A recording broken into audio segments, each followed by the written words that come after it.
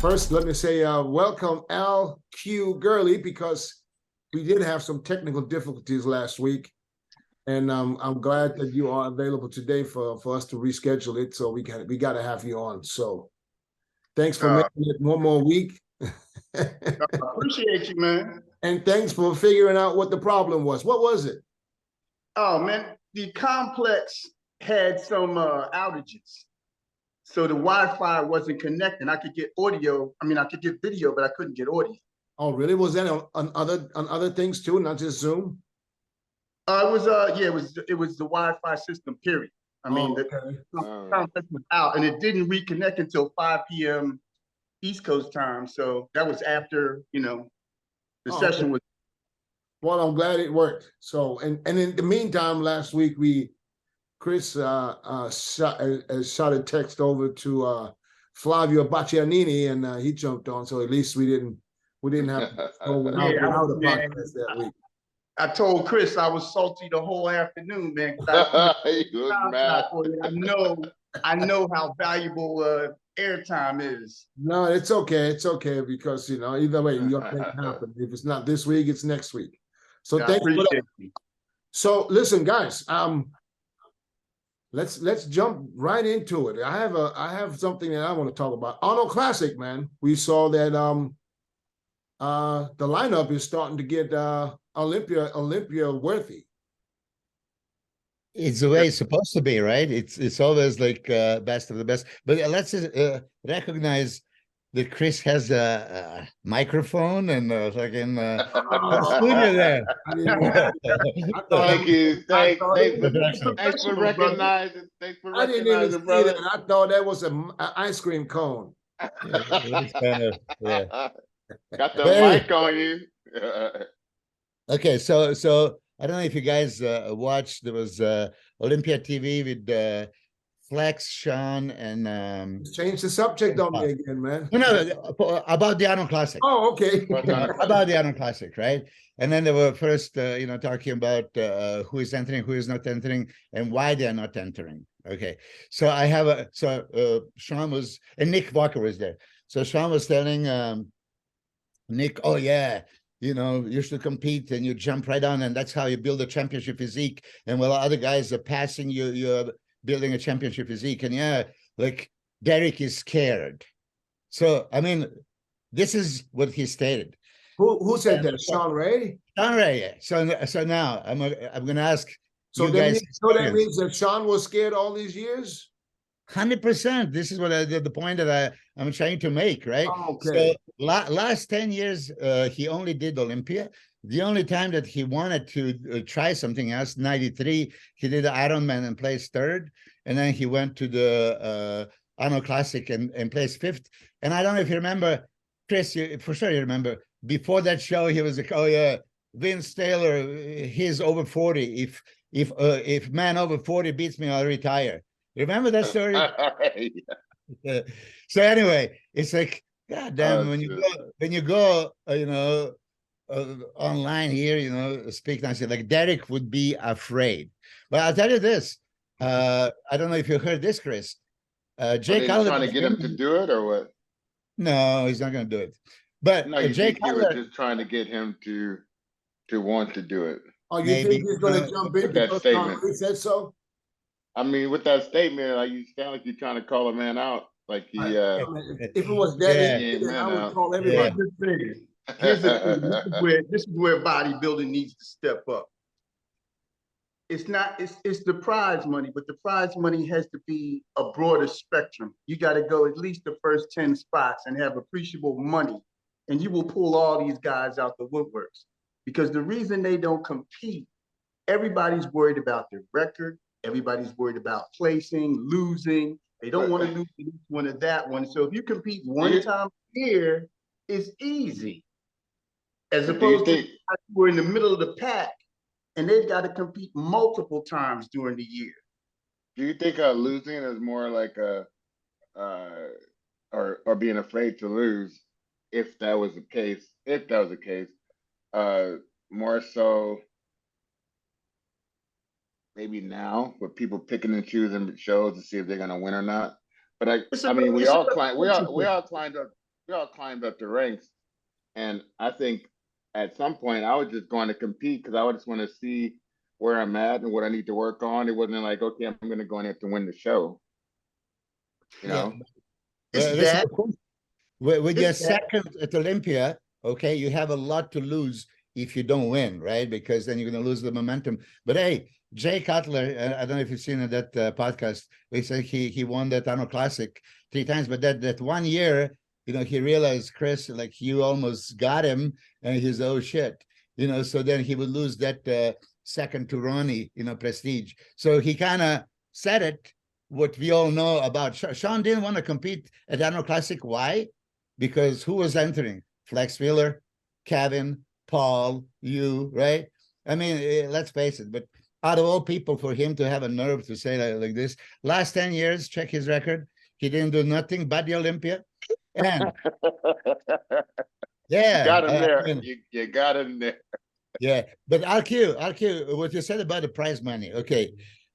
There was 200,000 prize for a winner announced already.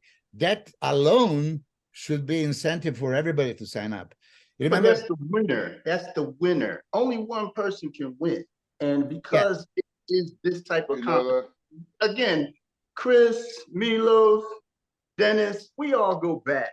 I mean, I'm talking about the days of the European Grand Prix when you had to compete in 6, 7, 8, 9 shows. Yeah. Yeah. Yeah. That's different. That's different. But just and there we went for what, a $10,000 first prize? But Penny. bro, no, but check out, what about we? But it was what not we about went the to money. Russia? Nobody went there because What of the about money. when we went It to was the Russia, we got paid prestige. pretty well. Huh? We got If you paid won, pretty you good got in to take home Russia. some cake. Oh, But it was about beat up. I got beat the down. I got like prestige. Hold on, I got like a Chris. 6 or a 7. I got like a 6 or a 7, and I still had some pretty good. I don't remember what it was, but it was pretty damn good. Well, you don't remember what it was. It couldn't have been that good. I Go don't ahead. remember what it was, but it was good. It was pretty good. Yeah. Al, you were just saying something, man. I couldn't hear you because Chris was. Okay. It's basically, you know, back then it was the prestige of it and saying that, you know, you competed in X amount of shows and you competed against, basically that was the Olympia level competition. It was all the people who carried over. Plus you had some people stepping in from the European ranks who you had never seen, who you had to be prepared for. Yeah. So it was also about the conditioning and the rep factor. Yeah, you had I totally agree. To I totally agree. I never even thought about the prize money when I traveled. It was just to get on stage next to the best of the best. Still, from the Olympia or from the Arnold, after that, we had to tour, and we still get on stage with the same guys, you know, and you get experience, stage time.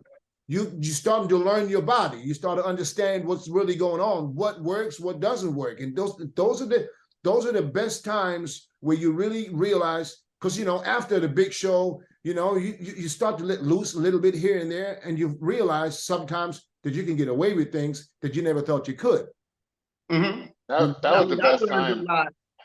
I learned a lot from one of the guys on the tour who, to this day, will always impress me. Thierry Pastel. Complete from France. He basically taught me how to warm up backstage. You know, how to prep yourself. Don't do too much of this. Train yourself from the bottom up. And then, you know, when you go out on stage, you don't want to go out on stage with a full pump. And I'm like, okay. And then as you get out there and as you go through the rounds, you really started to grow and change and not be at a point where some guys who warm up so tough backstage that they're depleted. And you watch them do that. Yeah, it depends on the body type, but I see that happening. I mean, it's just one of those things. And again, you just said that you just brought up a good point. You have to know your body type. Yeah. Thierry Pastel. We should bring Thierry on podcast. I mean, he probably doesn't speak English exactly. Yeah, he speaks French, doesn't he? Who speaks Yeah. French?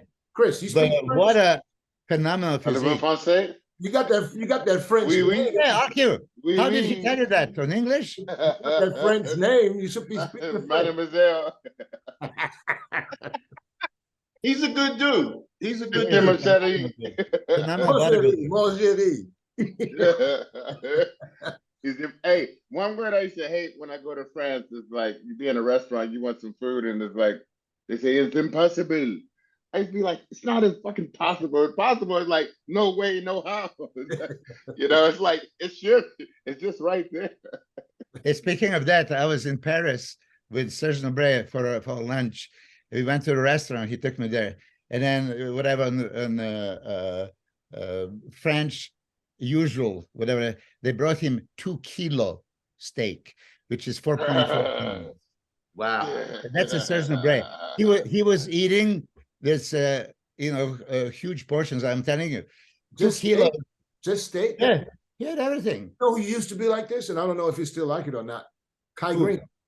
Oh yeah. I don't know if it's. I would be eating some protein, man. I have never seen anybody eat so much protein.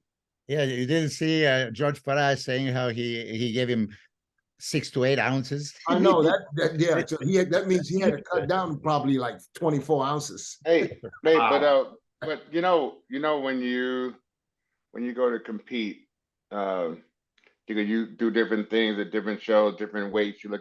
Sometimes you look even with some of the best looks you ever had was on the tour.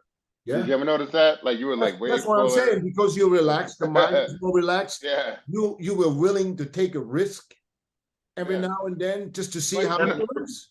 Absolutely. But people place in different places, but we switched all the time. It wasn't like someone's gonna beat you the rest of their life just because you lose to them. Right. You could still bounce back and beat them in the next show. And it was good for the camaraderie. I mean, it was awesome, Absolutely. That's it was great, man. You never got this close. Compete. I was never this close to anybody that I competed against in any US shows. On the tour, now everybody was relaxed, everybody, that game face was gone, until pop-up rule. That's different. Dennis, don't you think it's a difference between I'm gonna go to a show in Ohio, I'm gonna go to a show down the street or up the same state somewhere, as opposed to going overseas, being around each other, go to compete, you're gonna see them again. You gotta see it's a whole nother mindset, right? Yeah. Yeah, I'll tell you about experience. ALQ and myself. First, we were in Hong Kong and China, 92, beginning of the year. I remember we flexed and Ronnie Coleman and everything. Now, after 92 European tour, ALQ and I went to Germany. We had some arrangements. So we went into I think Bernd Beiderbecke was driving us. I mean, yeah, he was taking care of everybody for that time. 200 something kilometers an hour. I remember ALQ, I was back like, oh shit. Milos, that's average speed, man. Average. 200. Listen, that was average speed. And in my cars over here, I've been doing 280, 285. I'll be going. Oh, easy. What is this in miles? 180? I was the same car I was driving in the States when I drove to Vegas. I went through the desert. I was Snapchatting with one hand and driving with the other, and I was doing 185 miles.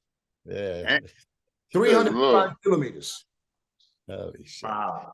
But ALQ. But I was used to it. I grew up like this. I grew up on the Autobahn. We have rules. It's not like in the US on the freeway where you can pass on the right, on the left, you can do whatever you want to do. On the Autobahn, you couldn't do that. You'd be crashing all over the place because you can only pass on the left.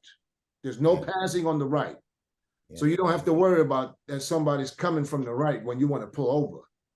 You know what I mean? You can go with a crazy speed and somebody to the left just like passes by you like. And if somebody is not fast enough and you see you coming close, they got to get over. And they move. You'll move out the way. That's right. They move.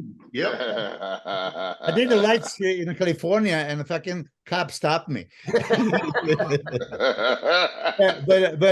let me just, because we never really talk about it, I never had an ALQ and that chance. 92 last show in Den Haag. We competed and BENAZIZA won, right?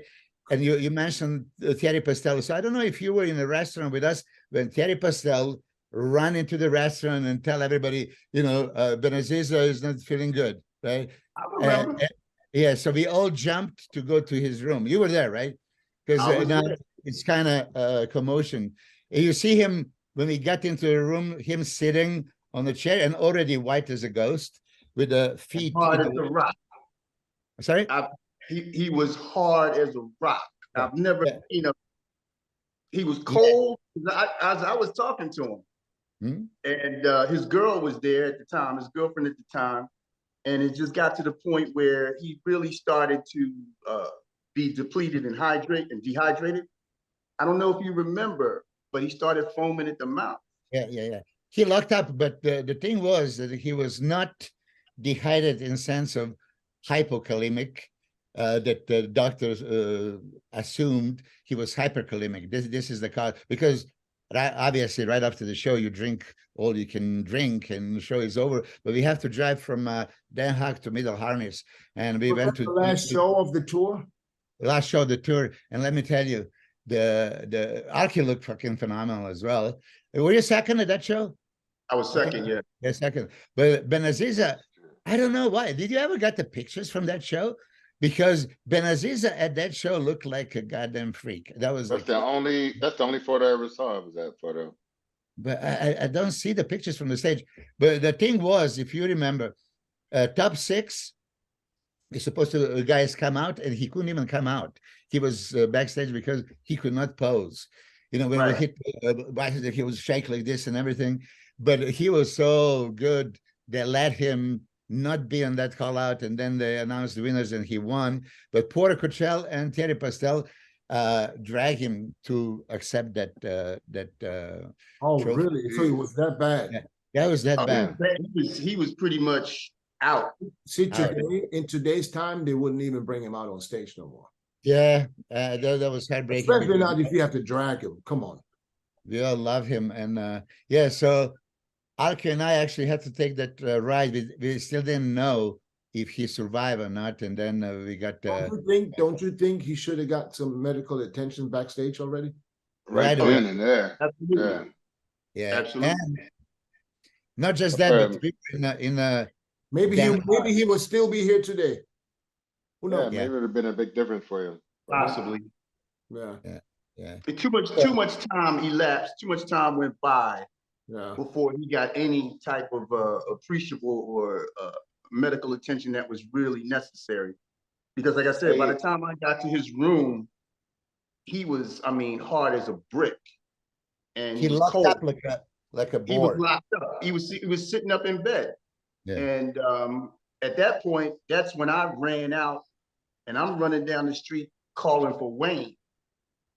And I finally got to where Wayne was staying. I'm like, yo, you got to make some phone calls because Momo is in bad shape.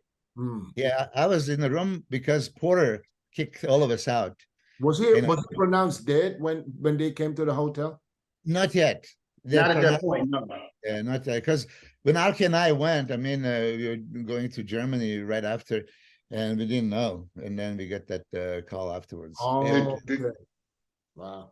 Anyways, let's focus on Al a little bit because we got him on as a guest, and I want to talk to Al regarding his career. Al, what was your last show? When did you retire, and why? I retired in 1999. And why? What was the reason for your retirement? The reason I retired is because I injured my knees. I had a patella tendon avulsions, which means the patella tendon was ripped away from the top of the kneecap. So I had gotten to the point where I had rehabbed myself and I got back on stage, but because of that injury, the legs were never the same.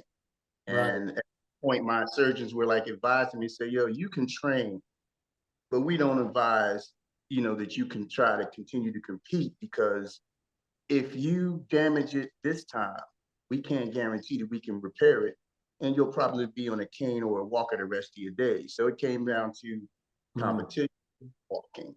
How old were you at that time? 97, I was 35. 35. So you had to retire early. I mean, that was back then 35 was not really early, because a lot of people retired in their mid-30s, late 30s. Now, now people don't turn pro until they get in their mid-30s. Wow. Some of them later. Speaking of turning pro, did you turn pro at the World Championship or winning the Nationals? What was it? I turned pro at the Nationals. Nationals. But you won the World Championship too, right? Yeah. So, What I mean, what was some of your best wins? Some of your top victories or top placements? And obviously the nationals, that's what got me to the pro level. Then a couple weeks later in Kuala Lumpur, the universe, or at that time, the world games. I came in third at my pro debut to Robbie Robinson and Vince Taylor at the Ironman. I was there. An Ironman. That was And a show right there. I came in third again at the Night of Champions. So that was, those were the real highlights. And of course, being able to compete in the Arnold and of course the Olympia, both Olympias I competed in. So those were the major highlights. What at what age did you start bodybuilding? Like seriously bodybuilding? At what age? Wow. 1985. I mean, at that point, I was what, 23? Okay. That's when I competed, in my first 23 and 85? That's right. What was that? Damn. I was I'm giving up my age now. I was 17, dog. Hey, I'm older than all y'all. How you still keeping that flat top? God damn it, that's what I want to know. Hey man, it's Still keeping it real. It's starting to thin out, man. He still got his hair, man. It's starting to Still good enough, God damn it. Look at his skin. thin out, man. I got to do all kinds of stuff to keep myself in check. Hey, what are you? 1961 too? So he's 60. Are you 60 yet? Are you 60 yet? I'm 60. Look at him. Oh my I'll be 60, God. I'll be 61 in March. We had 2 people over 60 the last 2 weeks. But look at El. If we would have to guess anybody's age right now, who looks the youngest of all of us? He looks the youngest, dude. Holy shit. You must have stayed in a house or some shit, because you know, How can Dennis look young? Chris, you and I are seniors. Hey, that's the right tone. It's the right skin tone that makes you look a little bit younger. Yeah, man. You gotta give it up for the melanin. The melanin. You guys didn't have a stress Chris and I had. That's the problem. What? Yes, you had a peaceful life. What stress?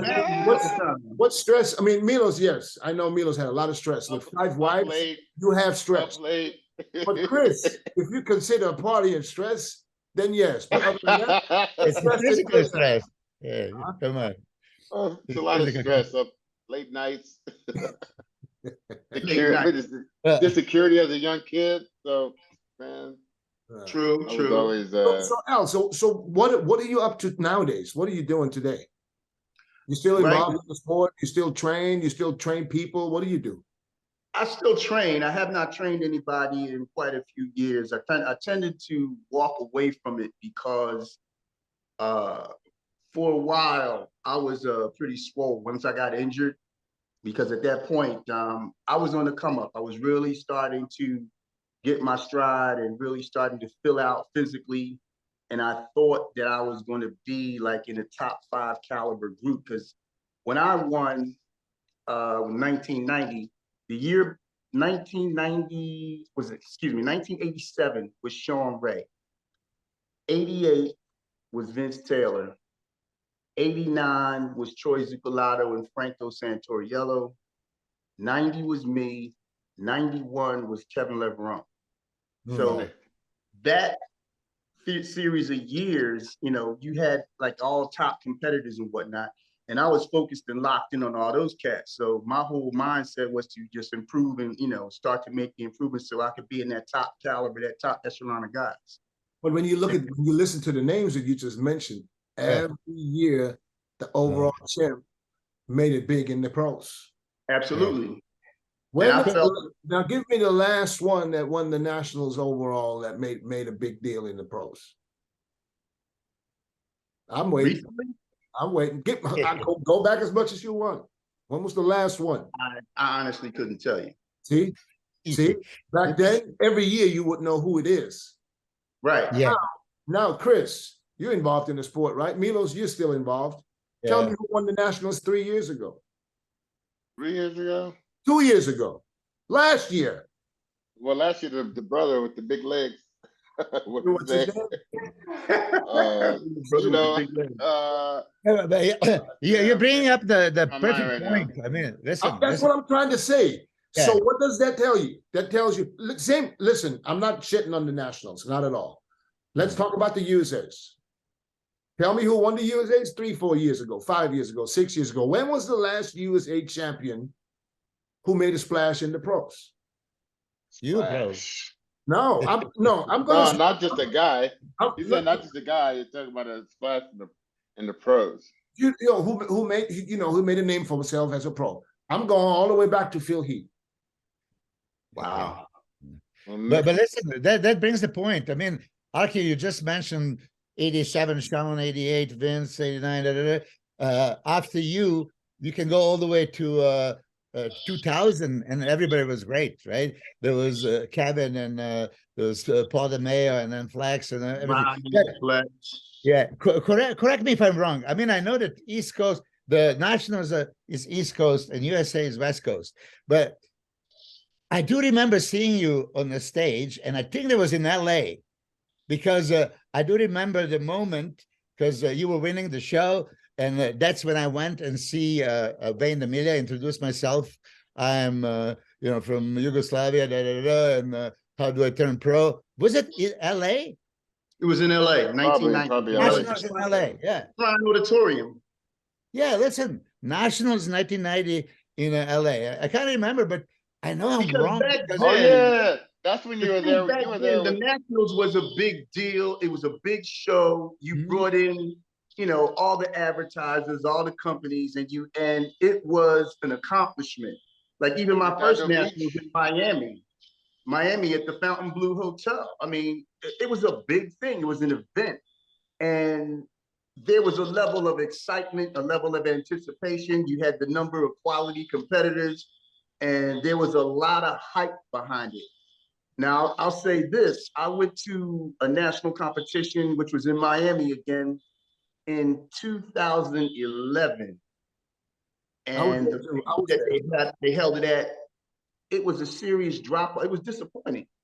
Yeah. I'm like, what happened? Maybe the thing is also because back then there was two pro qualifiers. It was the USAs Right. and the Nationals. So if you don't, if there's only, let's say, heavyweight, super heavyweight, there's only 2 pros a year. In the North America. You know who they In are. North America, the North America. Well, but when did the North Americans come in? I don't remember what year.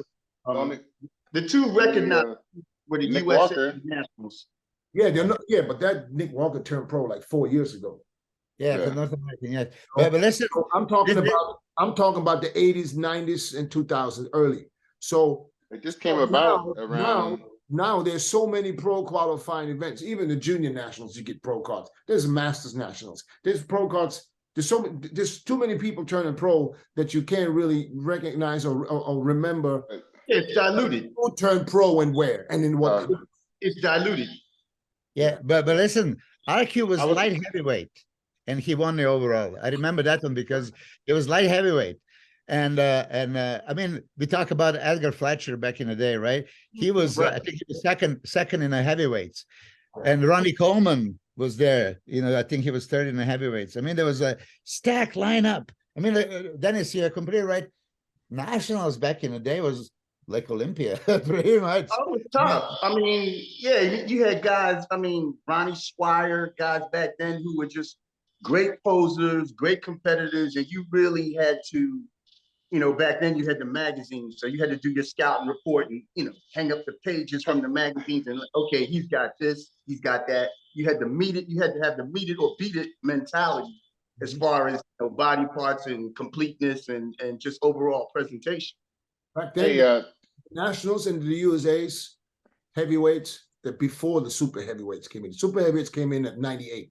So even before there was heavyweight was the heaviest. There was always 3, 4, 5 guys that didn't turn pro that day that could have been great pro already at that time. Right. But unfortunately, they didn't win, so they didn't get their pro card. So they was a guy who should have won and gotten the pro card. Unbelievable physique. I remember who's watching. that?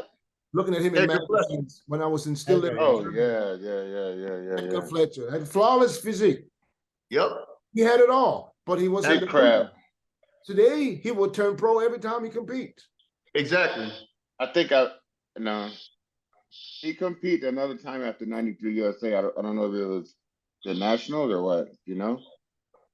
I've seen it one more time, but then I didn't see him no more. I can see him right now. This picture, him doing the front double biceps at that vacuum little Bro, tank. he got a cramp at 93 USA when I did it. He was backstage with the Paul Dillette abs popping out. Oh, I really? tell you, Like that. he was relevant until in 96. And Yeah. then 97, 98, he- and I think he was he- competed, but he didn't place. There was no longer that Edgar. But up until 96, he was like placing top three. Was he in the military? I don't know. I thought it was some Yeah, I'm type not of sure. something because he was from Wasn't he Germany, right? stationed in Germany? Yes. In Germany, I yeah. somehow Yeah. have in my mind that he was stationed in Germany. Yeah. Mhm. Hey, LQ, how did you ever get hooked up with Richard Brown? Remember that y'all whole crew used to walk around like a Philadelphia gang. What was that about?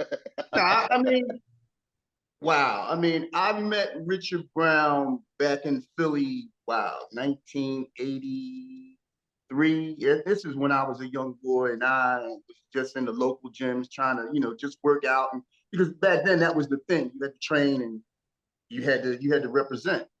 So I'm in the gym training with my partner and I'm little dude. People always ask how I got here. I was willing to work just a little harder than everyone else, every damn day. If I can have hundreds of hours back, you know I'm gonna grab them. Spending hours prepping chicken, rice, and vegetables, F that. I rely on perfect nutrition. I rely on trifecta. He recognized my partner before he recognized me, but because I was so hyped, I got recognized. I'm like, yeah, man, do this, man. Show him what you got, And then the more I was animated, the more I got into it. He said, well, let me look at you, little man. Let's see what you got. So next thing you know, I'm taking off my shirt and I got, as they said back then, you got some wings, and you got some decent biceps on, you might want to compete. I'm like, nah, I'm just doing it to stay in shape. So the more he started to come into the local gyms, he would like make a circuit, just hit the local gyms and see what talent was out there. He's kind of like a talent scout. So then it got invited to the Mr. Philadelphia competition. I'm sitting in the audience looking at everybody. And while I'm sitting in the audience, I'm with a couple of my boys who were my training partners. And I'm like, yo, man, I could beat him. I could beat him. That's how it starts. And that's how it started. And the next thing I know, I did an amateur show. My first amateur competition, I came in as a middleweight.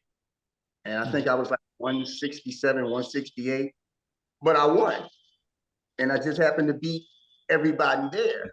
And I'm like, because I won with obviously symmetry and proportion, because I was never a big guy, never had the size. And then graduating to the national level, you start to see all these cats. I'm like, yo, I got some work to do. Which is why I didn't compete as much in the early part of my career, because I was still steady trying to size myself up, and I wanted to do it gradually. And I was trying to be as healthy as I possibly could without just overloading everything and then just jumping on the scene. And then, damn, he didn't look like that last year. Look at him now. Happened. So my whole thing was to do it in a more gradual stepping stone type of format, rather than just try to jump on the scene and boom.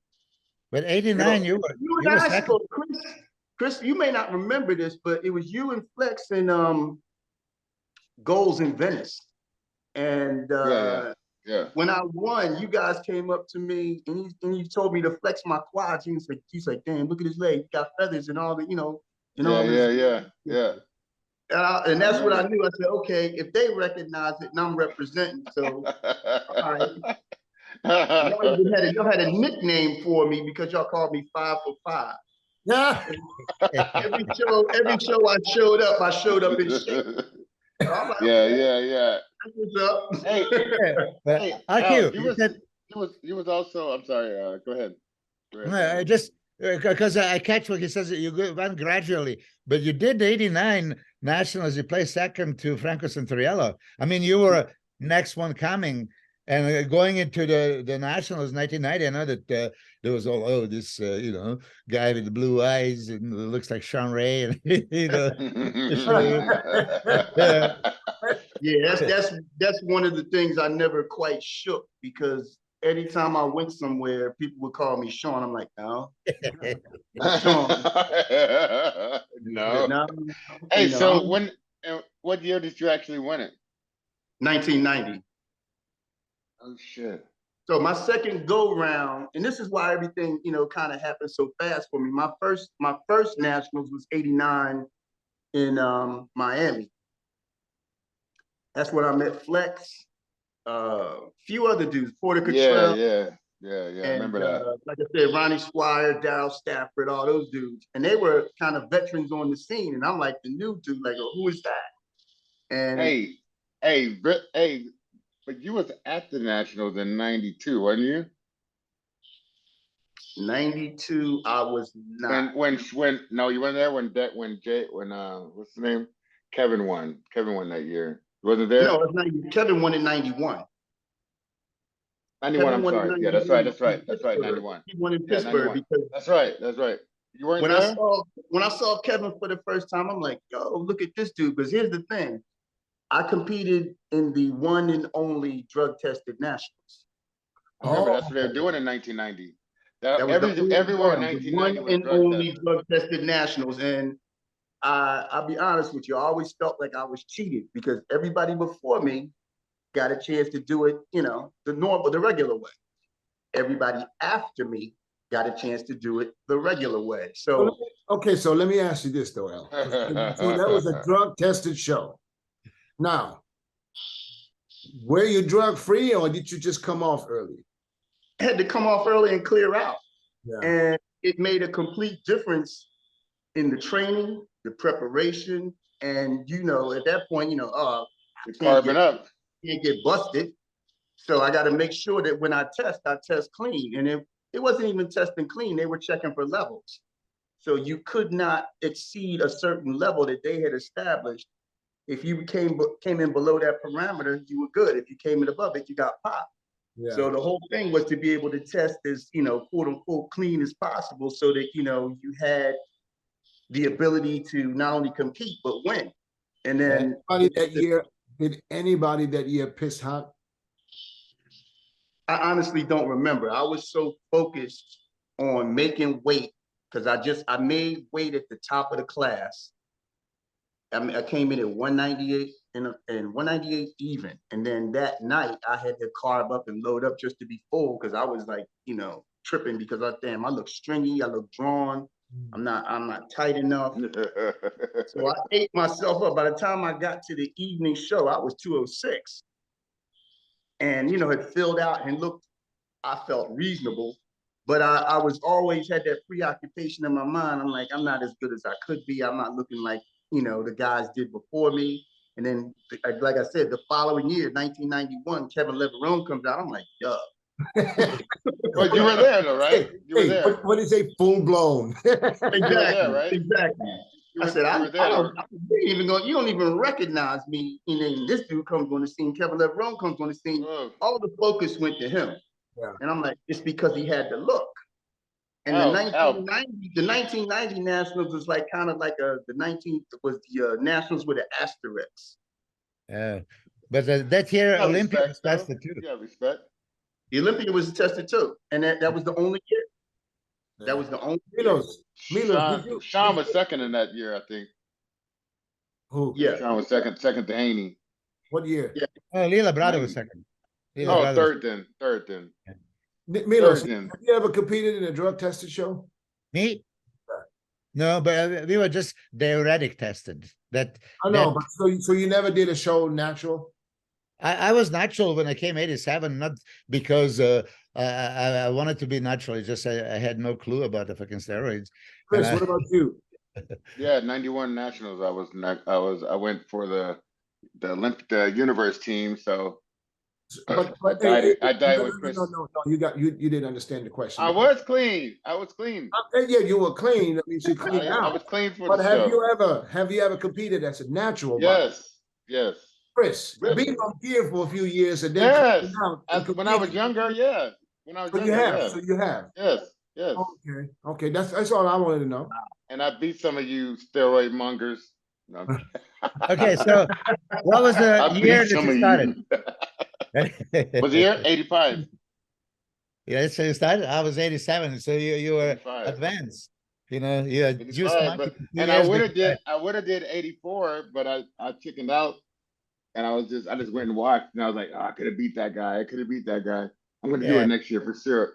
And So then the I only did. show I that did you it the did the next year. drag free was the Palm Springs Classic. Oh bullshit! I did a lot of shows. I did 7 shows in a row when I was clean, dog. Every weekend when I was a teenager.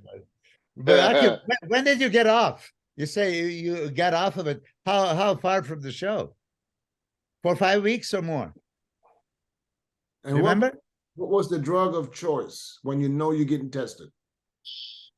That's just for the listeners. That's just for the Anavar. listeners. Yeah, you. Not Anavar. medical. 1990. Hold on. Just let me clear. This Growth hormone. is for the listeners, but this is not medical advice. Yeah. This is just we just speak. Right. That's it. Right. If you had to do it. Yeah. Wow. So let's get back to the Arnold. You know. So what do you guys think? We got a stacked lineup right now. So it's time. We got what? 5 weeks? 6 weeks? What is it? 6 weeks? 6, yeah, 5.5 now. Yeah. 5.5. So we got a stacked lineup. First, you know, we thought it was just Samson by himself, basically. Now Samson's got some competition in Nick Walker. You got Kamal, Andrew Jack, Big Ramy. Andrew Jack, Big Ramy through his hand. Rami. What about Patrick Moore from Texas? Yeah, he have enough time. I don't think I have enough time. Patrick has, you know, he's been. And more I time, like huh? Patrick. I like him really. Without vibrato. But he's been trying to get bigger for so many years, and it's just never happened. So this tells me that he might not has Just got hurt. to get that big. He's got beautiful thinking- shape, beautiful lines, can get great condition. He just can't get that size. He's got big arms. But he's coming back from an Achilles also, right? Oh, actually, I didn't know that. That makes it even worse. That makes it even harder. We had a Yeah, rupture. makes it harder. Yeah. Archie, did you watch the That's what Olympia? I'm understanding. Did you watch Olympia to discuss about the Arnold? Have you seen the Olympia this year? Last year? I've seen some shots of it in some of the video, a little bit of it. So you understand that Big Ramy slipped from 1st to 5th, and that Nick Walker is 3rd, highest placing. So going obviously to the Arnold, you would assume highest placing Olympian should be a first favorite. But then how do you ignore Big Ramy, who was 2 times champion? And okay, he slipped a little bit, but assuming he's going to be, you know, a little bit better conditions. I'll tell you this. Well, I think with Ramy, he's already big and he's big enough. He has to work on his finish. He's got to be more detailed, more defined. That's the one knock against, you know, all the competitors who are competing now, is that they lack a certain level of finish and definition, refinement, and that overall look that was, you know, really popular in the early, you know, 2000 and the 90s. That's the one thing that I look at now, and I look at these guys. I mean, they're big, they're round, they're full, and I understand it and I can appreciate it. But at the same light, it's like I look at them and like, you're not complete, because that finish isn't there. And that's the one thing that I think is missing now. And the other thing that the what is it called, the classic division, the focus is starting to go toward them. I mean, from a political standpoint, I even heard Arnold mention it, and they're even talking about bumping up the prize money because that's a look that they want to promote. Because the Olympia, the open class, has gotten so, you know, Freaky. freaky, Yeah. where it's like the average person looking at it is looking at it like this, like. Yeah, but there's still, but we talk about this every week, and I think that there's still majority of fans still want to see a freak show. Oh, it's know? always going to be a freak show, and I agree with that. But we were freaks back then too, you know. But the whole climate has changed, and the amount and everything has escalated. Every generation of bodybuilders is a stepping stone. They're a step above the previous group. And just like, you know, when the 80s, you know, the 80s would blow away the guys from the 70s. The guys from the 90s would give the guys from the 80s a run. The guys from the 2000s pretty much started to eclipse the guys from the 90s. And now these guys are so big to the point where it's like, okay, they're big, but they're just not finished and refined. I think the 90s was probably the best looking, the best complete package group of bodybuilders that have ever been on stage. You Hell think yeah. the 2000s? All And, right. that, and Milos was sitting there the whole time like, Yeah, listen, but we talk about this. Milos has been a part of that shit. Chris, we mentioned that already about probably 50 times. But I know. right now we got to deal with what we have. Mhm. And when we look at the Open today, you know, and you know, because Rami jumped in, a lot of people said, oh, you know, he's going to get, he's not going to beat these guys. Yes, listen, I say this, and this is all I'm going to say. I was going to say, can you tell us anything, Dennis? No, because I heard it just like you did that he's going to jump in. I didn't know he was going to jump in. So all I'm saying is, if he's going to look like he looked leading up to the Olympia until 5 days out, I don't see why he shouldn't win the Arnold. He could win because he would have won the Olympia. I still if he looked like that. And this is just me saying because this is what I saw. If he would have came in the way why don't you bring him out to Arizona, man? No, I don't think there's time now because I'm traveling. I'm traveling anyway. So like, no, listen, all I'm saying is, if he can put that weight back on, and he fills out like he was, and the condition is right. Do you think he's battling with one guy then, and that's Sam. He was flat, or do you think I gave you my opinion what he was. I thought he was flat, and because he was flat, his condition was off. What did you think of Hadi? Hadi, I think, was just deserving winner, number one, but I don't think Hadi was as good as he was the years before. Okay. Conditioning wise, conditioning wise, slightly out. Yeah, the last 2 years. He was the biggest he's ever been. He was blistering hard the last 2 years, for sure. He was the biggest he's ever been, but his condition was not his trademark condition, but he was still sharper than everybody else. Yeah. You know, that's especially from the front. From the front, it was incredible, yeah. But listen, just think about this. Hadi is always in shape. Hadi is in shape right now. Yeah. And if Hadi can get this, he can get this visa, he could walk into this show and get the $300,000. I mean, this is kind of like heartbreaking, right? Those guys are limited; they can't travel. Something should be done. I mean, I don't know, Rambo. I tell you what, the only thing he can do is next time he gets a visa and gets over, don't go back. But he has a family there. Right. They won't let them go see that show. Dennis, he wouldn't be the first one. He wouldn't be the first one not going back. Yeah, you didn't mention Nick Walker. You said it's Rami and Samson. Because I think when it comes to shape, that Samson is probably shape wise. He's just, I think he could beat Nick. Better than Nick Walker. Yeah. How about Andrew Jack? What do you mean shape? You mean shape? But then again, let me just say this, so I don't want nobody to jump on me and hate my ass again. Nick brings the condition and that freak factor, right? That people just can't ignore. You know,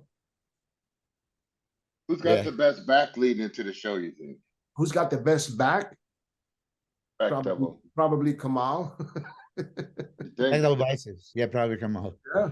Upper body, because you still you have to see the hamstring, you know, from behind. But he asked me who has the best back.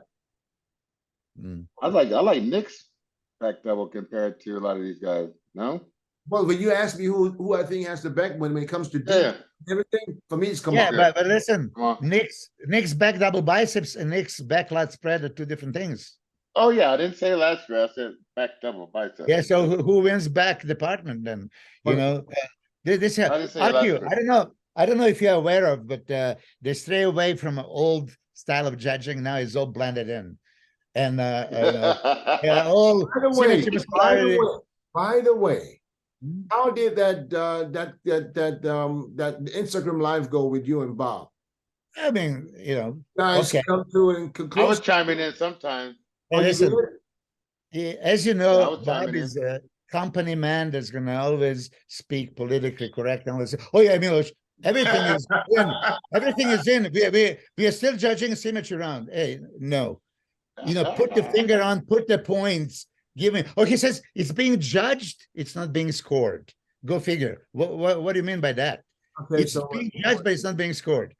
In a symmetry round, let's just define this. And RQ, you were that But guy. it sounded like he did some manipulating or changing in the competition himself, is what it sounded like.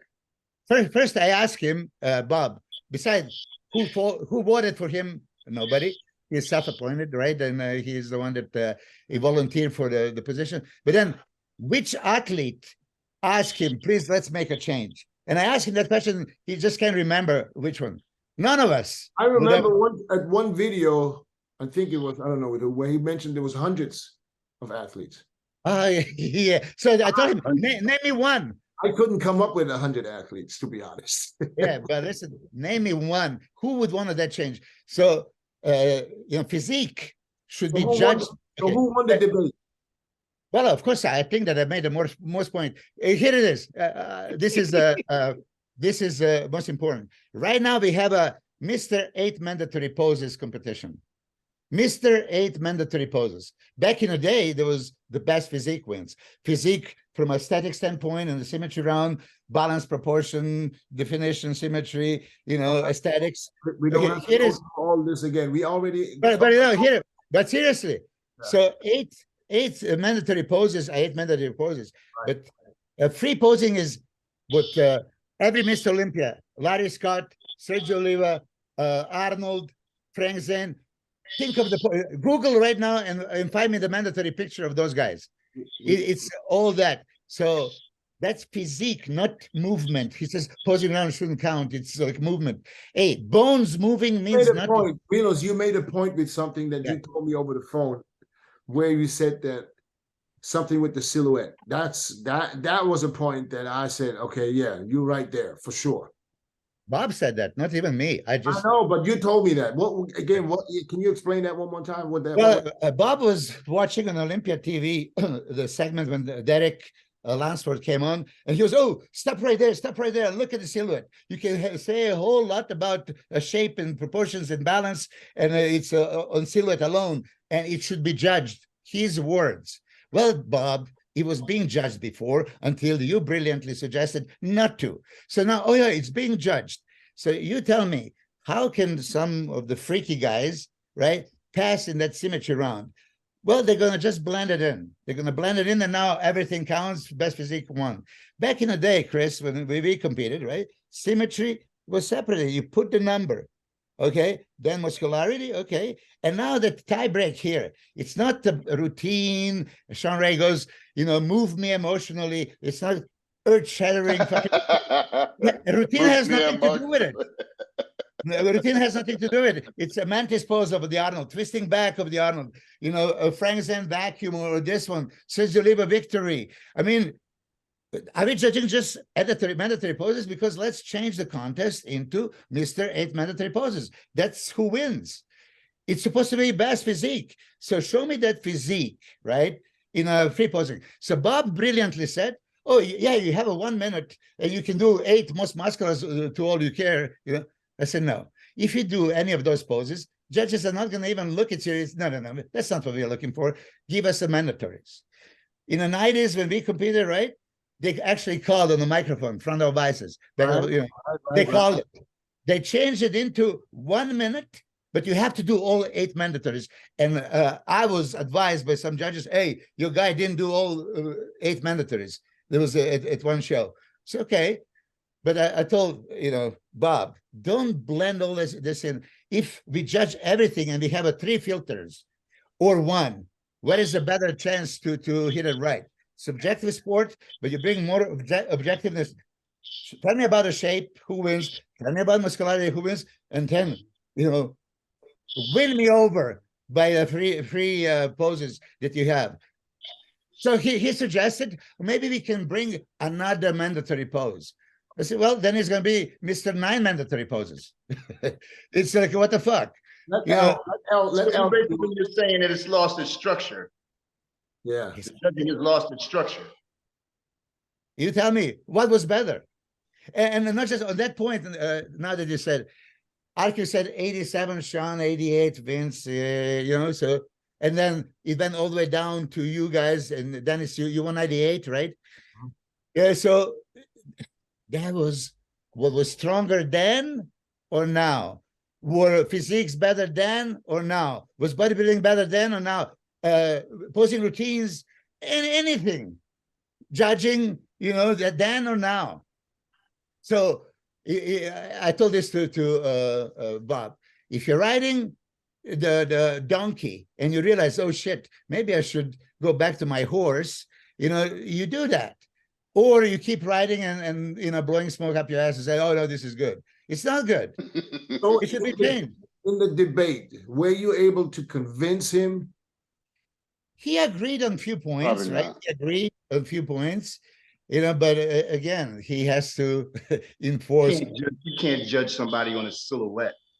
I was just about to say, if you should judge the silhouette, if that's around, Yeah. shit, I'll be killing No. people. Yeah, have I wouldn't to turn even say, I wouldn't you have to stand a turn the chance. I light. said I had to pass up on that round because my whole thing, you know, was symmetry and proportion. I'm never gonna be the mass monster guy. Yeah, but in a silhouette, everybody's a mass monster. Yeah, well, I mean, it's like, you know, that's like taking a jump man pose in Nike. You automatically know who it is. Everybody has a signature look. But the You- silhouette with the waist this wide is a still silhouette with the waist this wide. You I need know, to but bring at least you know? at least you can't judge. You can't bring the condition into the equation when it Yeah, comes. but then you turn the lights on and then you look at it. But shape should be, Then you turn around and you leave. yeah, okay. So Turn how the about lights this? Okay, we didn't talk about this. Guys coming on stage. And Chris, you just posted 2 days ago, and I was going to use that video, 99 Olympia, as you're walking to the center stage, right? Yeah. And physique is beautiful walking. Everything is in. Nowadays, pay attention how many guys drop the shoulders, waist out, they're pumping like this as they're going to the stage. I could take 1,000 pictures of this, not that, of the bubbly butt, Do not you that. do you think Phil changed the game with that? With like, I know Ronnie had his thing or whatever he was doing, but Phil just come out like he was going to a fight or something. Yeah. And then I've seen a lot of guys trying to mimic coming out like that. Like that was You mean that the was way the he came standard. out? The way he came Yeah, out. yeah. Yeah, Listen, but Phil, Phil, That's keep usually the what I abs can in. notice. Phil was Phil. I mean, his shit was right though. It's different. Yeah. I'm just talking about See, the that's, people after that's him trying sports to do it. entertainment. That's entertainment. Talking about the people after him that was trying to emulate this. I can only tell people don't try to copy someone else. Just be you and then just come I up. know, man. I wish, Dennis. Wait. That's a No perfect. fucking sport is like Don't everybody copy. copies Go ahead. every damn thing. I mean, you Don't can take a copy. pose in here, okay, but But then Okay, you have, to but make, here- but then you have to make it your own though. You don't want to copy somebody that 100. When you don't want to do something where you get people say, "Oh, look." Hold on. Yeah, here's the point. You have to copy 8 mandatory poses. You have to copy. Be Yeah, but authentic. that's the Be structure original. within the sport. That's the structure But- within the but, being same like everybody else is 8 mandatory poses. Now, bring me original, your physique. Show me the way you want it. Bring me the beauty of your twisting backs, kneeling, lunging, you know, you name it. You know, so don't be like, you want originality. They don't have it. They don't judge it. They judge these 8 mandatories, period. Nothing else. Arnold would not win Olympia if there was for mandatories. That's what I thought about it and I said it. You know, probably wouldn't. You know, there is some Olympias, you know, back in the day. Are you coming to the Arnold? I'm coming, yeah, sure. I will tell Arnold what you just said, and then I will introduce you to him and say, Arnold, this is the one. Tell him in German too. Hey, no. What I was saying is, Arnold deserved to win 7 Olympias or 6. But, you know, he didn't win on the mandatories. Okay, please, next show. Find me the side triceps pose of Arnold. One shot. You're not gonna find it. You know, you do your search. I mean, last time they called a side triceps, he did a mantis, and then from here he did this pose. There's no side triceps. But anyway, yeah. I love Arnold. Don't say that. You know? But no, but listen, I see that you are 100% committed and invested in what you. And listen, I'm behind you. I mean, I think you have a valid point. You know, I'm not saying you make no sense. You know, I mean, if somebody would ask me right now, say, would you like to see the judging the pose when I come back? I said yes, not because of their placings that they can maybe move up or move down, but of the entertainment value. Yeah, everything. Just to see some nice things, and not because when you see, listen, as a professional, you should be professional. And when you go to an amateur show, doesn't matter on a regional level, and then you have a pro or guest posing, and when you see amateurs posing routines 10 times better than the pro when he comes out, that shouldn't be the case. So do we have a professional posing nowadays? Not anymore, because you know they don't even bring him out. Why? Probably. Why should I bring a pro out for a shitload of money who comes in, you know, probably fat and poses, walks from stage left to right, and hits the most muscular? When I have 150 to 200 competitors in shape, posing to nice music and giving me what I'm actually looking for. You know what I mean? It has to be. You should not be on the stage and not being judged. As I was just saying, even when you're walking to the center stage, you can't drop it and let it go. Every, you know, Dennis, that's what we talk about. Every second on the stage, when you bring that up. Huh? I didn't hear it. All right. No, go ahead. Go ahead. No, I didn't hear what you were laughing. I said, no, I said, why you always have to bring that up? Bring it. Hey, walk into the center of the walk stage out and let it like hang out. Because I was a victim of that myself. So why I gotta bring that what up. is right, what is wrong, right? What is right, what is wrong? It's wrong. Shit. Yeah. Hell. Anyway, okay, I'll zip it up. ALQ, let's go back to you. ALQ, I was going to ask you, how did you train? Okay. No, I want to know, how did you train back in the day? Once a day, twice a day is heavy, you know, because yeah. I thought Richard Brown was training those guys. I mean, it would be 5, sometimes 6 days a week.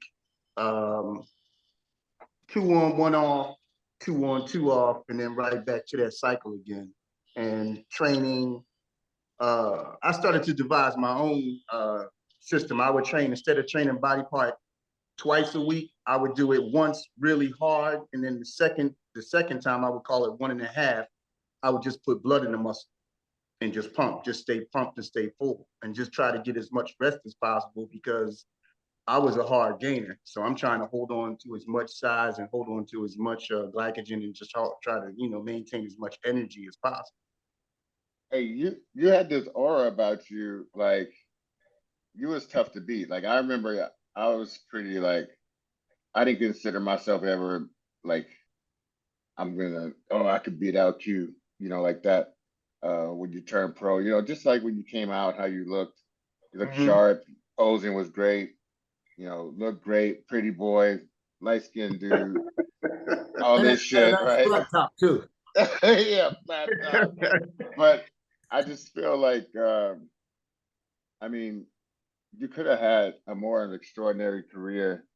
But I was saying this because I know what happened, but I just want you to know, like, tell like the audience what happened to you and how easy it can be here and can be gone. Yeah. So easy that people don't understand. Like, you know, okay, compete, don't compete, whatever, but just understand you only have a certain amount of time to be your absolute best. It ain't gonna be none after that. Ain't gonna be. So just tell a story about how you became to, you know, finish out your career, and what was the main, like, how you did it, like what happened to you. Finish out the career, I mean, after the injury? How you got injured, how easy it is to get injured. Oh man, the injury occurred right before the 97 United Champions. I was like 3 weeks out, and I think at that point I was poised to win that show. That would have really put me on the map as far as being one of the top echelon professionals at the time. I mean, I got my body weight up. I was comfortable as to how I was looking at that point. I think I could have brought 230 pounds on stage, 235 at that time, which was very big for me. Oh, yeah. And trying to maintain all the symmetry, the proportion, the balance, the shape, the cuts. But I even hate to recollect and talk about it, man, because I went to the 76ers game, and leaving the game, there was this little venue to see if you could, how high you could jump. So I'm thinking, yeah, I can touch a basketball rim. I'm an athletic dude. I ran track. I played football. I could do that. So I go to do it, and my foot slips. And when I try to catch myself, both of the patella tendons, and that was it. Just like that was it. Both legs? Both legs. Both at the same time. Yeah. So my boys had to call, the ambulance. They took me out on a gurney, took me straight to the hospital. I'm talking to the, attending physicians and the nurses, and they wanting to know all the stats, what's going on, what happened, okay, how much do you weigh? And they say, my boys are talking to me because I'm like sitting here like this. And basically my career, everything, literally, they tell you something, your life flashes before your eyes. Mm-hmm. Afraid that I would never walk again. And that was 3 weeks out from the New York Pro. 3 weeks out from the United Champions. But by the way, Chris won that one and I was second. 97. Really? Yeah. Really? So glad you didn't show up. Wow. I can show you the ring now. Yeah.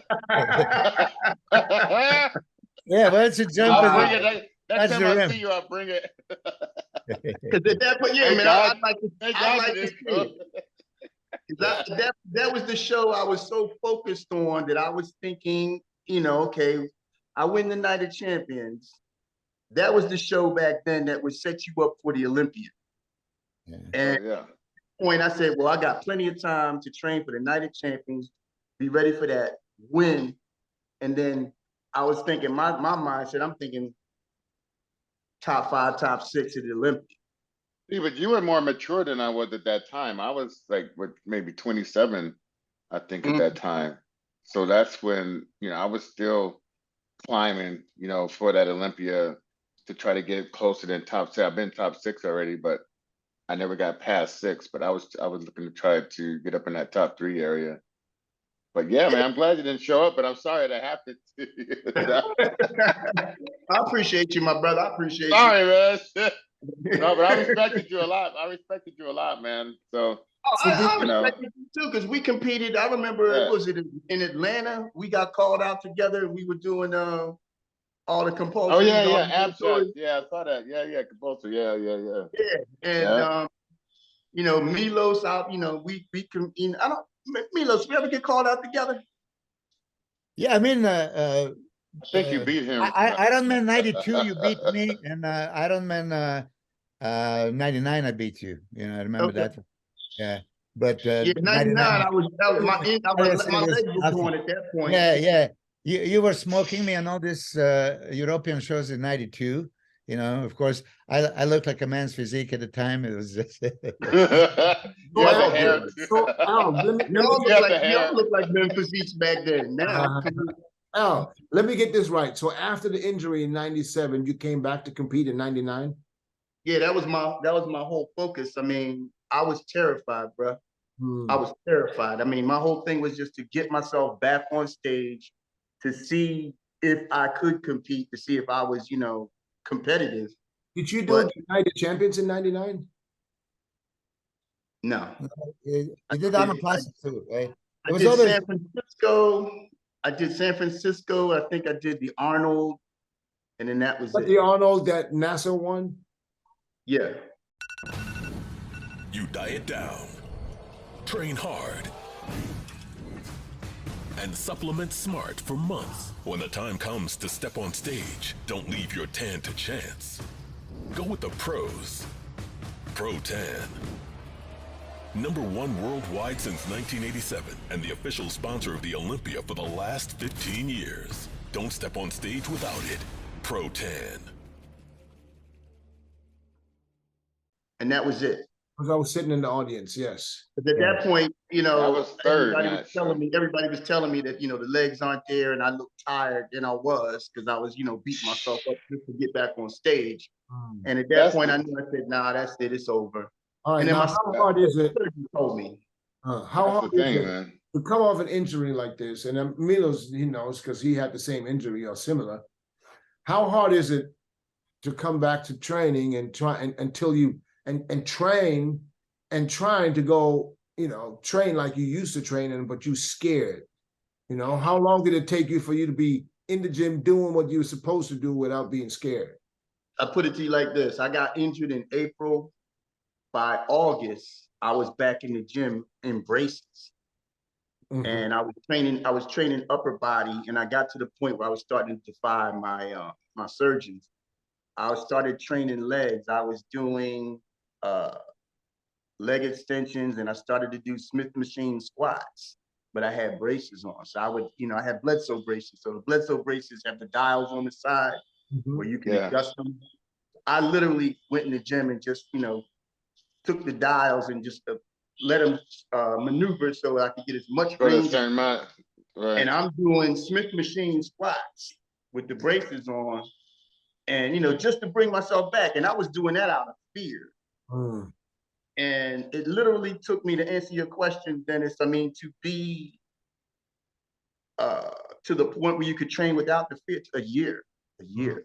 And by 97 was pretty much a write-off. 98 was complete rehab in the gym. I was going to Temple Sports Medicine Clinic in the mornings, getting a therapy. I was doing the hydro track, which is like a treadmill, and half your body's underwater, so you reduce the resistance on your knees by like 60%.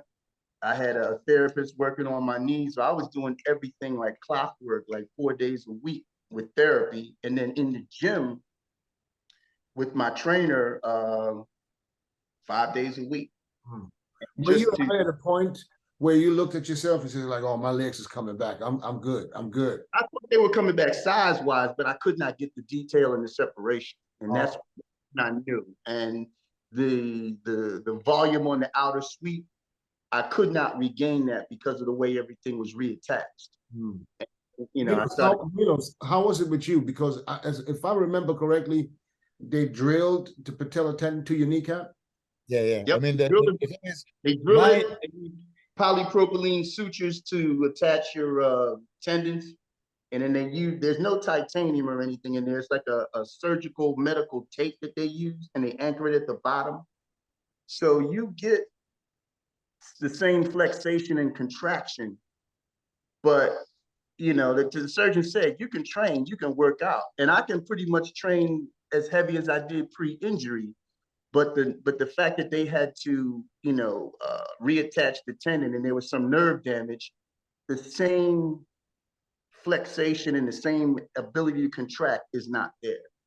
But I can still, you know, at that time, I was still able to squat 405, you know, do the repetitions, do the sets, but the contraction wasn't there to get that, you know, shape and detail. Milo.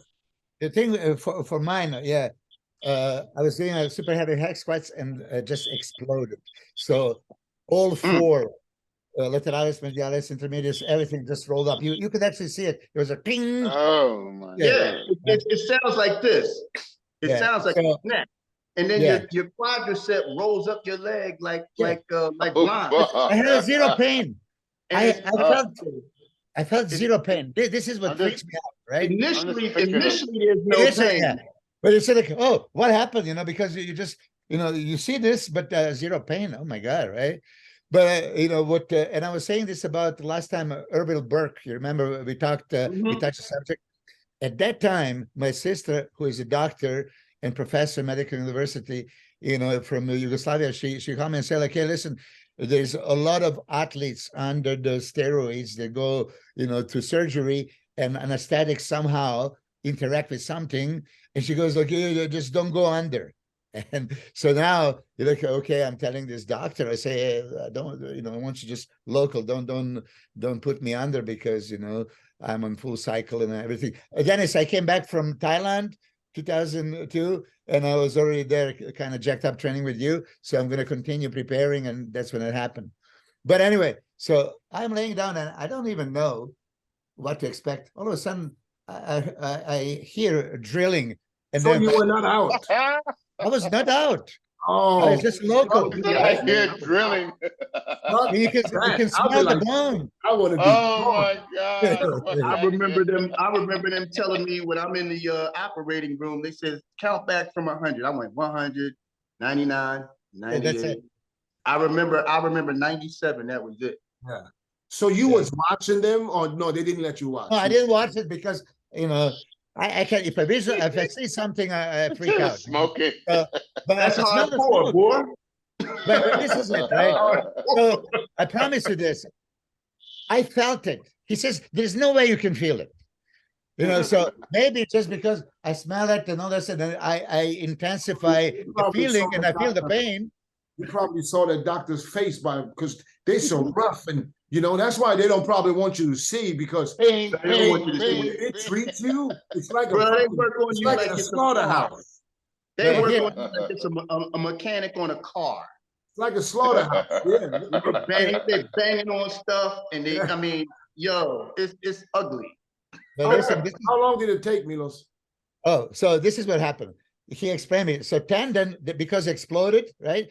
They had to shorten it and sew it. So now it's not the long tendon, it's much shorter, right? So I could not bend my leg at all. So it was, first 1 inch and then 2 inches and all this. I remember that. Yeah. Yeah, but then what happened is it was just killing me. I tried to do anything killing, and I said, oh, sutures are pulling your patella in the wrong position. We have to redo it. Oh, Shit. shit.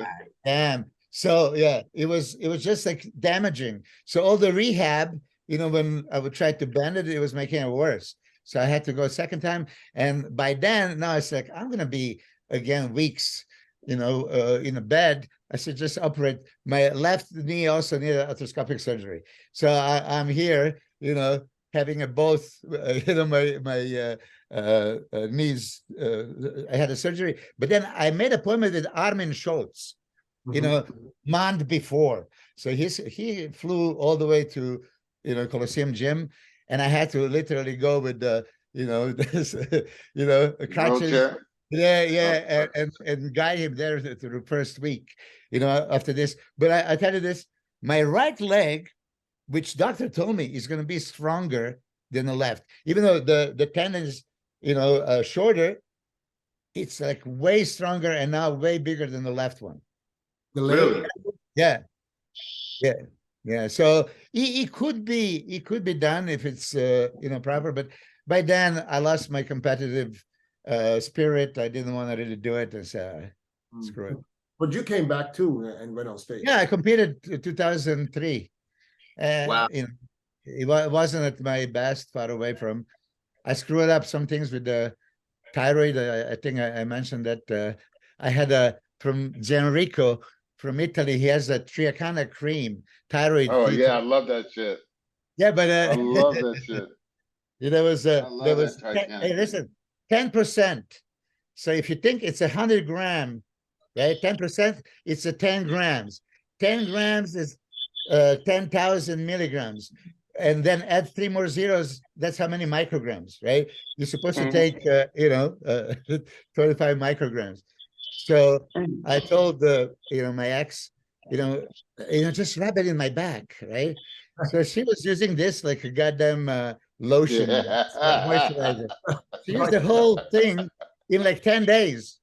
Oh damn. Yeah, and my thyroid went through hell. Really Jesus OD. Christ. Yeah, I disappeared. And then, of course, because I just stopped that cold, you can't do this with the thyroid because it was hyperthyroidic, like too much. And then imagine this kind of amount, and then you go to 0. And then after what? I could thought look you at learned- food and I thought I you could learned look at about all food of and that. gain. What? I thought you learned about all that when we saw you disappearing on tour that time. I've No, never no, forget that that was to this day. DNP. That'd be That was my, yeah, I know, but that'd be DNP. my last day on earth. I'll still picture you just sweating. Sweat. Chris, did you ever use DMP? Hell no. Never. Ever.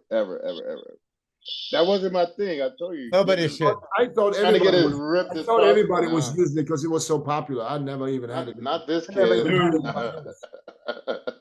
No, I just think that, especially I got scared to death watching Milos. I used to shake my head when I heard Bro, what everybody else was doing. I said, "Damn, I'm not doing half of this." But He went out. Milos, this I have to give that to him too. He would say to me, You know- he said, "Listen, I'm my own guinea pig." He said he would never tell you something before he would try it on himself. Yeah, I get it. But Milos was getting smaller and smaller each show. Each country we go to, he's got it.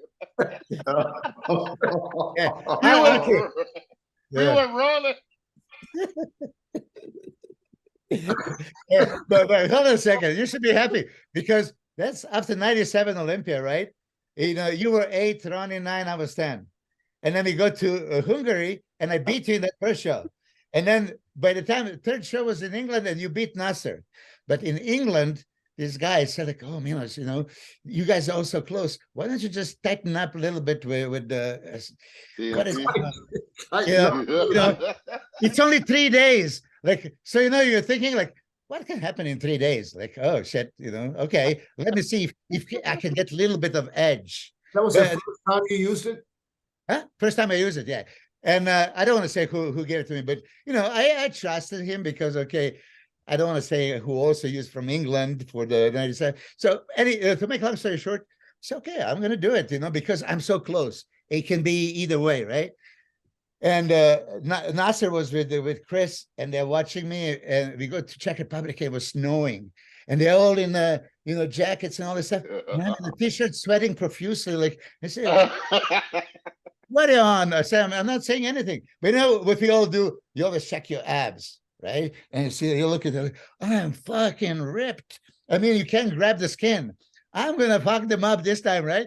But in Czech Republic, there was this hotel with one little mirror, and it's like for a 6 foot, you know, and higher people, like, you know, to shave, you have to go on your toes, and I can't see anything until I went backstage. And I said that backstage. It was too late.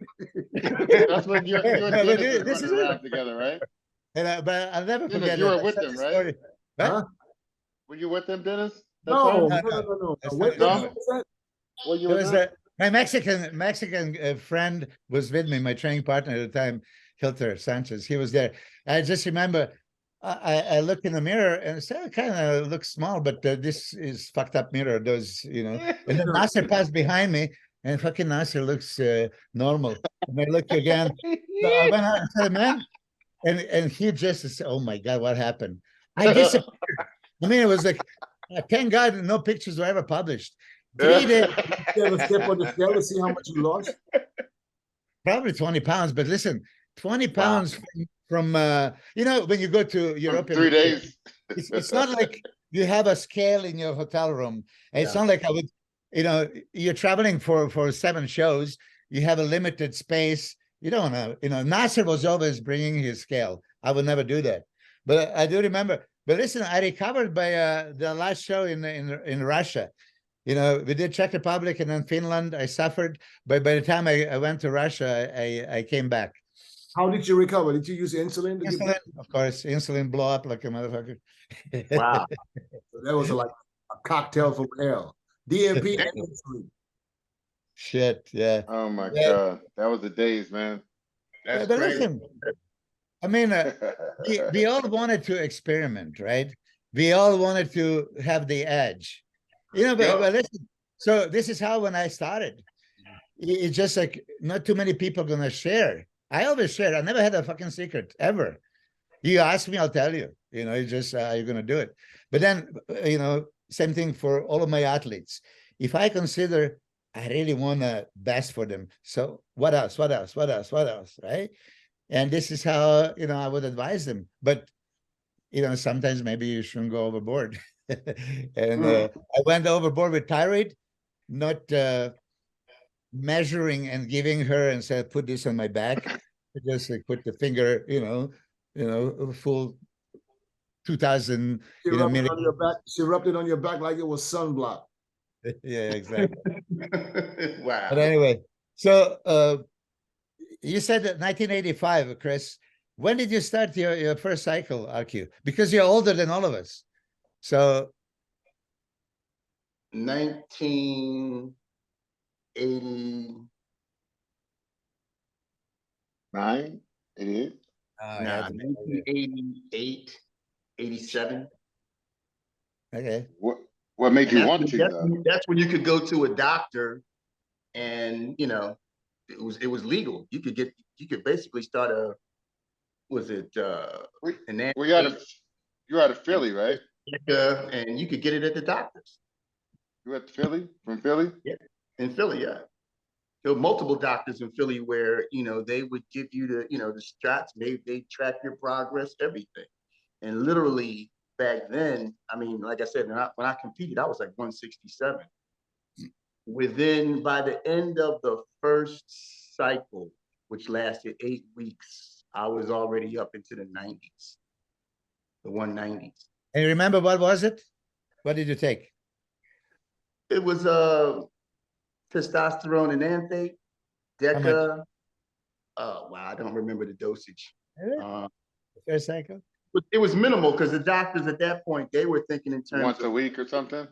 yeah, once a week, and it was a minimal dose. And they would also give you B12 in combination with it. Yeah. So it was something that, again, I was doing minimal stuff. I'm surprised that back then there was doctors that would do that. Oh, because it was legal. It was legal. 1992 is when everything changed. Oh, That's okay. when it became classified as a class 3 drug. Oh, okay. And at that point, Didn't know that. that's when everything went underground. The 92, that was it. And because at that point, you had high school kids who were doing stuff and everybody was abusing it. And then the FDA became aware and it just changed the game. I thought Okay.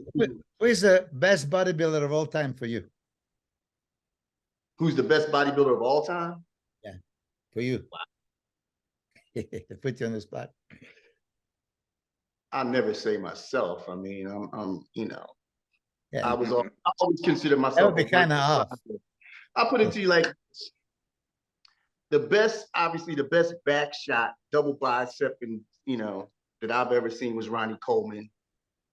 I like Samir when he came out, when he won, and he had the Christmas tree in his lower back. 83. Yeah, I mean, that was impressive. I always liked the way Lee Haney's presentation, and I like Ed Corney, his posing presentations. Best bodybuilder, I would never just pick one dude because it was everybody. Gotta pick one, man. You gotta pick one. Gotta pick one. And then I have a question for all you guys. Something that nobody ever asked you before in your life. Oh shit. We're waiting for you to get that. I'll pick one of my dudes who was, as a competitor, Flex probably had the prettiest physique. So that will be your guy?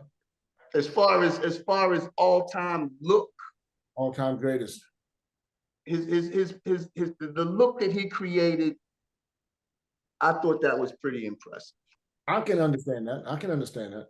And as a competitor, again, he was a competitor, and I always felt, and again, until I got injured, I always felt that I could beat him. I beat him as an amateur, and I felt that once I had gotten to the point where I had perfected my physique prior to the injury in '97, he was one of the guys. I was gunning for him, and I was gunning for Kevin. Okay, Al, before you ask this, Dennis, you didn't ask me before, but were you there at the Nationals in 1991 in Pittsburgh? Yes, I was there.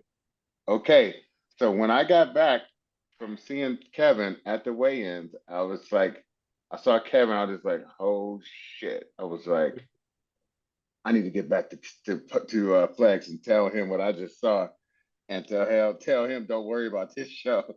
Just go and compete, but don't even think about trying to win this show. I was like, I mean, when I got back, but listen, when I got back to the room, dog, I think you were standing next to him. I think y'all rooms was side by side because Flex was in there fuming. He was like mad. He was like, because he heard his name being said in the next room, and he was like, man, he was like, LQ and them talking shit about me, man. I was like, I wouldn't say I never talk. You know, I never talk shit about. He probably just heard his name being. He probably just heard his name being talked about, and he took it all wrong. Yeah, see, I never dissed or talk shit about anybody. What I would do, I would look at everybody's physique and then break them down as far as, okay, who has what. And the only thing I ever said about Flex, as far as the critique, I said he's narrow. Yeah. He's narrow. He was and I so said, mad. I said, with that, I said, that structural thing, he can be beaten. He can be beaten. And then, you know, when it came time to him to go against Ronnie, when Ronnie won his first win against Flex, it showed. That's what came out. And then, you know, from there, I mean, it was like one of those things where it's like, even like with a Dorian. Okay, Dorian had a wide waist. He didn't have peaks on his biceps. I mean, he didn't have the best physique. He was just a big freaky dude at that time. Because do you remember when Momo beat him at the Night of Champions? Yeah. And I was blown away that a dude that size, little Momo, basically took him apart because he was more complete. Isn't that bodybuilding now, Dennis? Like, and Milos, when you see a bodybuilder, say like Sean Ray, when he came out, I mean, people consider him like unbeatable. Like, this guy is like, you just can't beat him, he's too complete. But then when they get exposed, until you put him beside somebody. Yeah, you get exposed sometimes, and then that's when you never really recover, because once Sean got exposed for his last spread not being the best last spread, once Flex got exposed the same way, that last spread was not the last spread of not even mine, not even Ronnie's. I mean, once you get exposed, I don't think they look at you the same way. At first, they have an aura about you that you like unbeatable cat. Do you agree with that? I used to say everybody's beatable. Everybody's beatable. Oh yeah, you just got to need the right physique to bring out these shortcomings. Right. You feel about that? How you feel about that, Milos? I agree. You know, everybody has there's no perfect physique. Yeah, but we were saying about all of us agree. Arcu just said Flex Wheeler had that, like, wow, nobody's perfect, but with the flaws, like perfect, but Flex was the closest to being perfect. He didn't have a width, obviously, in glutes. But think about this. You said it also, Dennis. 93 Arnold Classic is the best Flex, right? 2 weeks earlier at Ironman with the crazy Ironman lights, he was fuller. He was not as ripped, but let me tell you, he was much bigger, fuller, wider in that show. For me, he beat Lila Brada and Paul Dillette, and then Sean was in. Hey, he was my training partner, so I'm telling you, you'll see some crazy shit being moved around in the gym that you don't want to see going against somebody. You don't want to see that, but it's some crazy shit, striations, and I was always like, damn, like I don't have that shit going on. Like, exactly. And that's how, and see, coming from the East Coast, I used to always look at y'all, all the dudes on the West Coast. I used to come out there and just, and gauge myself and say, okay, let's see who's in shape, who's doing what. And y'all used to blow me away on the West. I said, these dudes come in the gym after me and they leave before me. How are they getting? I said, how are they training and getting all this detail? On our way to the firehouse, man. And yes, exactly. And I broke bread with y'all a few times out there. All right, so now let me you was always true. Let me get to my $1 million question. So $1 million question. Nobody ever asked, but I got to ask this question because I want to see if we agree on the same person, or maybe not. All right. I'm gonna start with whoever wants to start.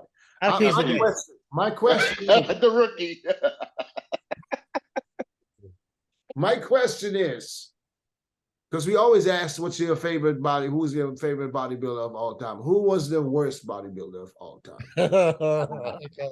I know. So now I know this is a hard question because you got to think. As a pro or amateur? As a pro, Let's say At the pro level. As a pro. Let's say, no, I'm gonna open it up, but it's got to be an amateur. Pro, man. No, you can include. You gotta know who he is. Hold on, We all but you gotta gotta know be who he well. is, It right? gotta be well known. We gotta know who it is. Don't come up with Joe Smo at the fucking Maryland fucking regional. No. But It's gotta be somewhere limit from to the nationals, pros. A's or pro. wow. See, this is a diss.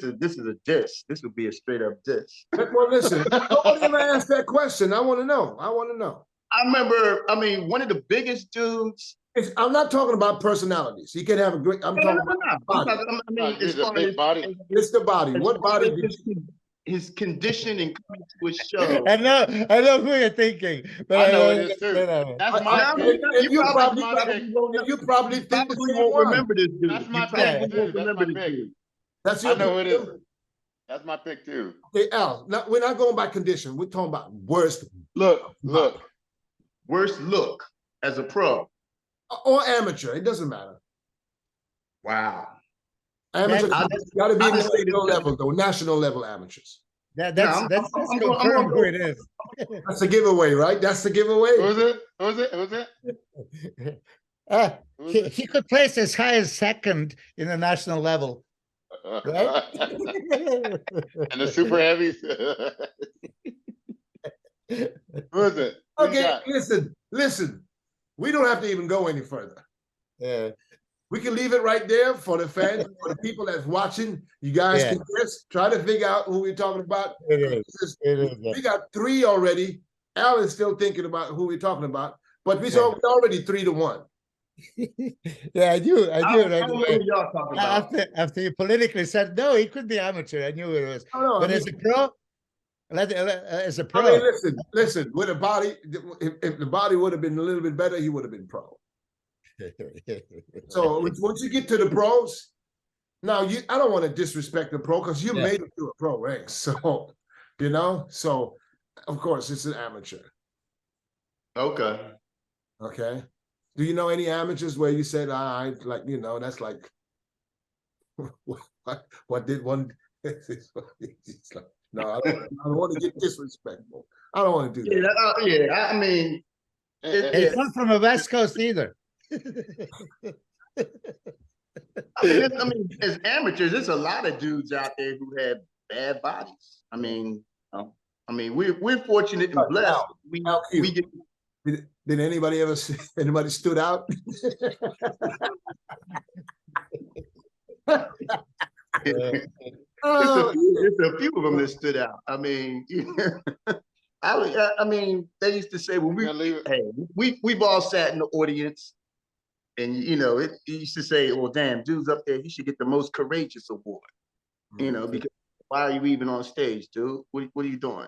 Well, I'll tell you one about the national level. This one guy that competed at the nationals last year.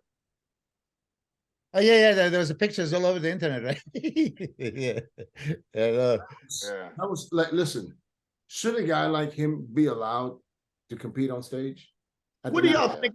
What do y'all think about these dudes who shoot themselves up with all this synthol? I mean, you've seen them on stage, and they all. I mean, and they literally holding up their arms like Thank God that the judges picked them out and get rid of them. It's crazy. They see that they think that people are stupid. I don't know what they're thinking. How do you get on stage? There was just in my era. I remember when I was competing as amateur. This the year I turned pro. There was this one guy. I think he's dead now. Him rest in peace. But I think he's dead. His name was what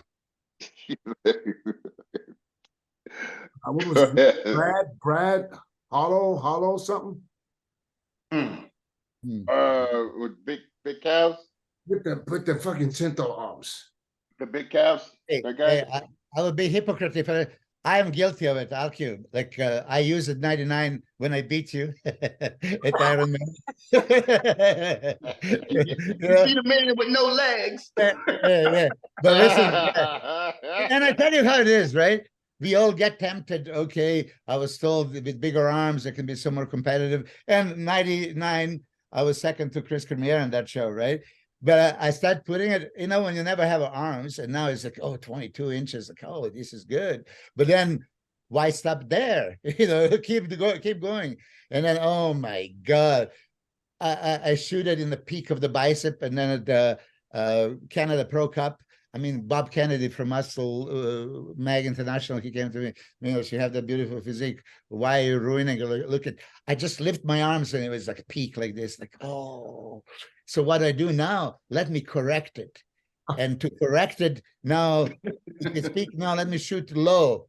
And then by Night of the Champions, I swear to God, it looked like it looked like a book, you know. I lift the arms, it's disgusting. So I'm an idiot. You're embarrassed?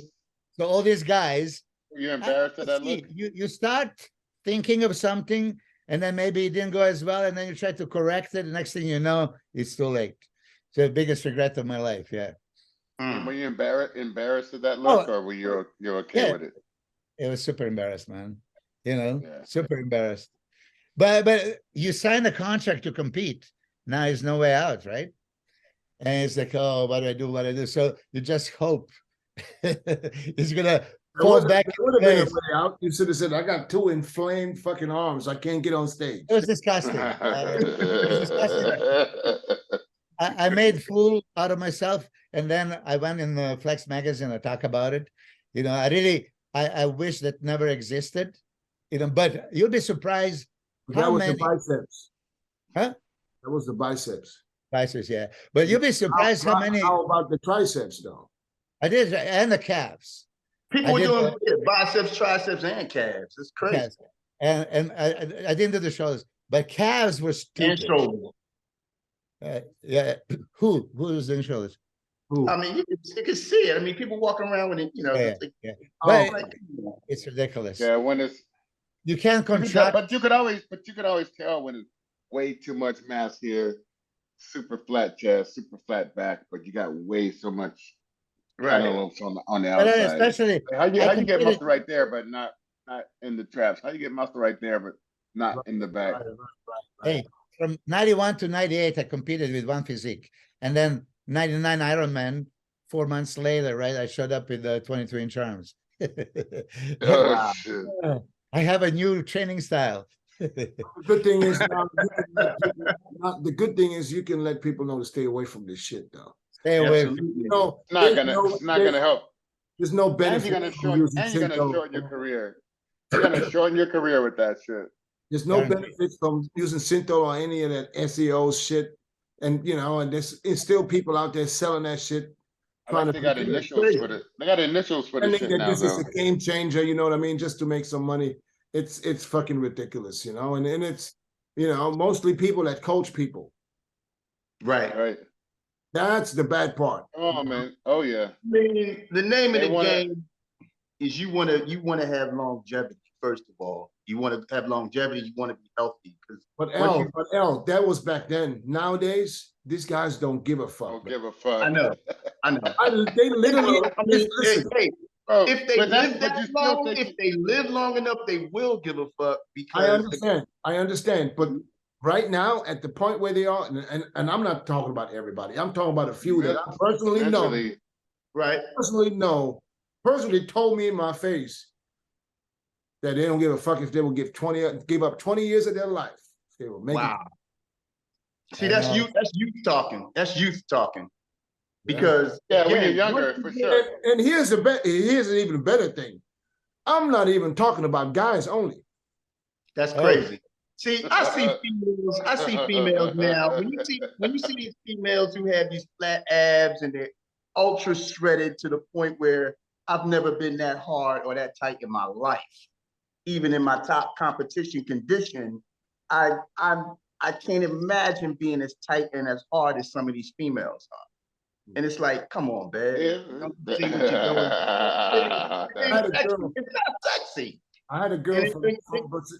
I had a girl. I'm sorry. I had a girl from Brazil contact me at one point, and she's very well known. Everybody knows. You guys know her. I don't want to mention her name. She's got millions and millions of followers Instagram. on Instagram. Correct. I know who you're talking about. And she contacted me, and she said she wanted me to help her. And then I asked the question that I always ask. I said, "Listen, let me know what you've been doing." And she said to me, and that's not even a bodybuilder. I'm telling Right. you. I know you're talking about. And then, you know what? That was enough for me to not even reply anymore. I couldn't. There's no way. There's no way. Oh, To me, this is like a hardcore junkie that if you tell her don't only do this much, they will say, fuck that, and do exactly what they used to do. that is, but people think that you're not telling the truth when you talk like that. I understand. And, I know that. And then also myself, there was this one girl like, oh, okay, I want her to follow she had a coach, but she was like, I want you to just let her know what she need to take or not take, or take or stop taking or whatever. I looked, said, okay, tell me what you take it. I mean, I just had I remember I wrote it down on my own piece of paper because I was writing it down as she said it, Boom, boom, boom. Oh yeah, and then that.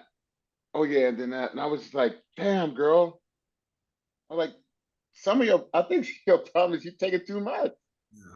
Yeah. Take it too much here, because you get a lot more out of it if you just brought that list from like it's this. Too late. They're mentally fucked already, you know? Here's the thing. I used to always tell them, I said, yo, this is gonna be the hardest thing for you to Never ever made it that good. and grasp as a rookie or a pro. This is the hardest concept. And they all look at you and they got that look in their eye and they're like, what? Drop some knowledge, OG. Drop some knowledge. I'm like, less is more. Yeah. But like I said, they mentally fucked. They achieved the physique that they have now by using that much. So if you tell them to use a third or maybe even less than that, you're never going to get through to them. No chance. There was so much stuff they try to. This is where I always distance. This is where I distance myself, and I said, "Listen, I'm not the one for you because I can't help you." Hey, big ups to you, bro. Because look, I walked away because I said, "Yo, y'all not listening." I said, the other thing that you're going to have to understand and learn is diminishing returns. Right. I said you can load yourself up, but it's eventually it's going to start going like this. Right. It don't keep going like that. Yeah. Yeah. And you won't take that mentally. And I wish everybody to may your days be long. But when you see these guys and they're dropping dead in their 20s, their 30s, and their 40s, and I'm 60, and I'm like, I look at it, I shake my head, I'm like, wow, why? Yeah. You want to be around. I mean, regardless of competition and whatnot. I mean, my pops used to say, yo, that trophy, that and $5 will get you a cup of coffee.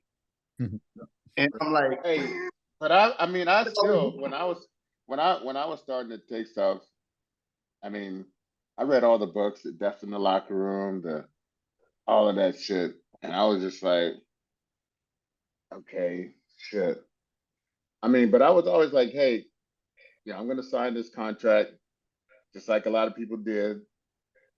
If I start taking, any amount, I was thinking, okay, it might shorten my life or something like that or whatever. And I was like, I mean, at the time I was willing, but, as I got older, like you said, then you start thinking, shit, I want to live longer, man. I want to live. Be around for a little bit. I want to be a grandfather. Trying to be around for a minute. Exactly. Trying to be a grandfather. I want to be all of that shit, so, and then it becomes more clear, that's where you got to start, checking after yourself. You got to, all that stuff. So I didn't hear about that. You want to live longer, man. Death in the Locker Room. That's the name of the book. Yeah, Death in the Locker Room. I think it was by what's his name? Milos missed something. He missed one. Yeah. Did you read it? I read it. It was. But then it's still. I think. What's that doctor? What's that Hall of Fame doctor? What's his name? Which one? Hall of Fame doctor. Fauci. Fauci. No, the one that goes to the Olympia, the Arnold all the time. Goldman? Yes. Maybe it was Goldman. Maybe that's who you talking about. Maybe it was Goldman. Oh. Maybe. But it was sitting on a locker bench, some steroids there, and there was a locker room behind it. That's the cover. Oh, but that's not Dated in the Locker Room. That's not the name of the book. I thought it was Death in the Locker Room. No, I thought that's in the locker room. it's sounding like a Yeah, silhouette, like a that's silhouette guy sitting there. Search it out. I thought it was Death in the Locker Room. Mm. Anyways, Let me see. most of those books were written by fucking drug dealers. Anyways, I'm telling you. Hey, you know the book with the Paul Dillette silhouette on the cover? yeah. Yeah. What was that book? That was the same shit, you know. Fucking tell you what steroids, what is, and what's good, and what's. It was. And they had volumes, volume Hey, 1, 2. It is by Bob Goldman. Yeah. It is by him. Wow. All right. How much is it? Ordering right now. Bob Goldman. Okay, I'll write it down. I'll order it. But that book must be old. Death in the Locker Room. right. 745. They have it in stock Mm. on Amazon. Oh Anyway, shit, wow. no, 46 bucks on Amazon with the look at this. Anyways, listen, guys. Just like I said. To wrap this up, because we get into the time, we get into the end. I'm gonna get to the guys' top 5 at the Arnold real quick. Oh We're shit. gonna start with Al. Top 5 at this year's Arnold in 6 weeks. Oh, it's easy. We'll put Big Ramy in there if he comes in shape. All right, Rami, Nick Walker, no Walker, Andrew Jack. Andrew, good guy, hey, killing it. What about Lee Labrada, Sonny? Is he competing? No, Not in it. no, we got the Samson Dowda, we got Kamal El Ghani, we got Sean Clarita. Oh shit. Thompson, good? and then Clarita. Clarita. Okay, we got one more. That was 5. That was 5. Rami, Walker. Samson, Do you say Samson. Samson? Jack, Okay, that's 5. Yeah, you got Jack. it. Chris, go ahead. Same. Well, in particular order. Come on. In particular order. Sir. You have to a particular order, of course. What the hell? If Ramy It's come in shape, That's anything because how can I bet on these guys training hard and Don't bet on what this they guy. supposed to Just be give me doing? what's in kicks. Give me your thoughts, brother. God damn it. Spill your heart out now. Come I on. got you son of a bitch. Okay. I got Jack 3rd. I got Start with 1st, man. Come on. Or start with 5th, but don't start in the middle. Confusing everybody. this is Clarita. 4th. Shit. he's doing it like a show. Ah, damn. Place. He's thinking hard. Yeah. He's thinking In hard. Hey, place. L, he's thinking hard. Which fans can I lose? Ah, In nah. All right, we got Sean Clarita in 5th. Don't worry, man. You're gonna get more Chris. likes. Chris, Don't there's not that many guys in the show. I know. What are you gonna say? We're gonna change it next week. Hey, Anyway. Jack. You're Okay. gonna change it anyway. Jack. Andrew We got 4th. Andrew Jackson 4th. Okay. 3rd.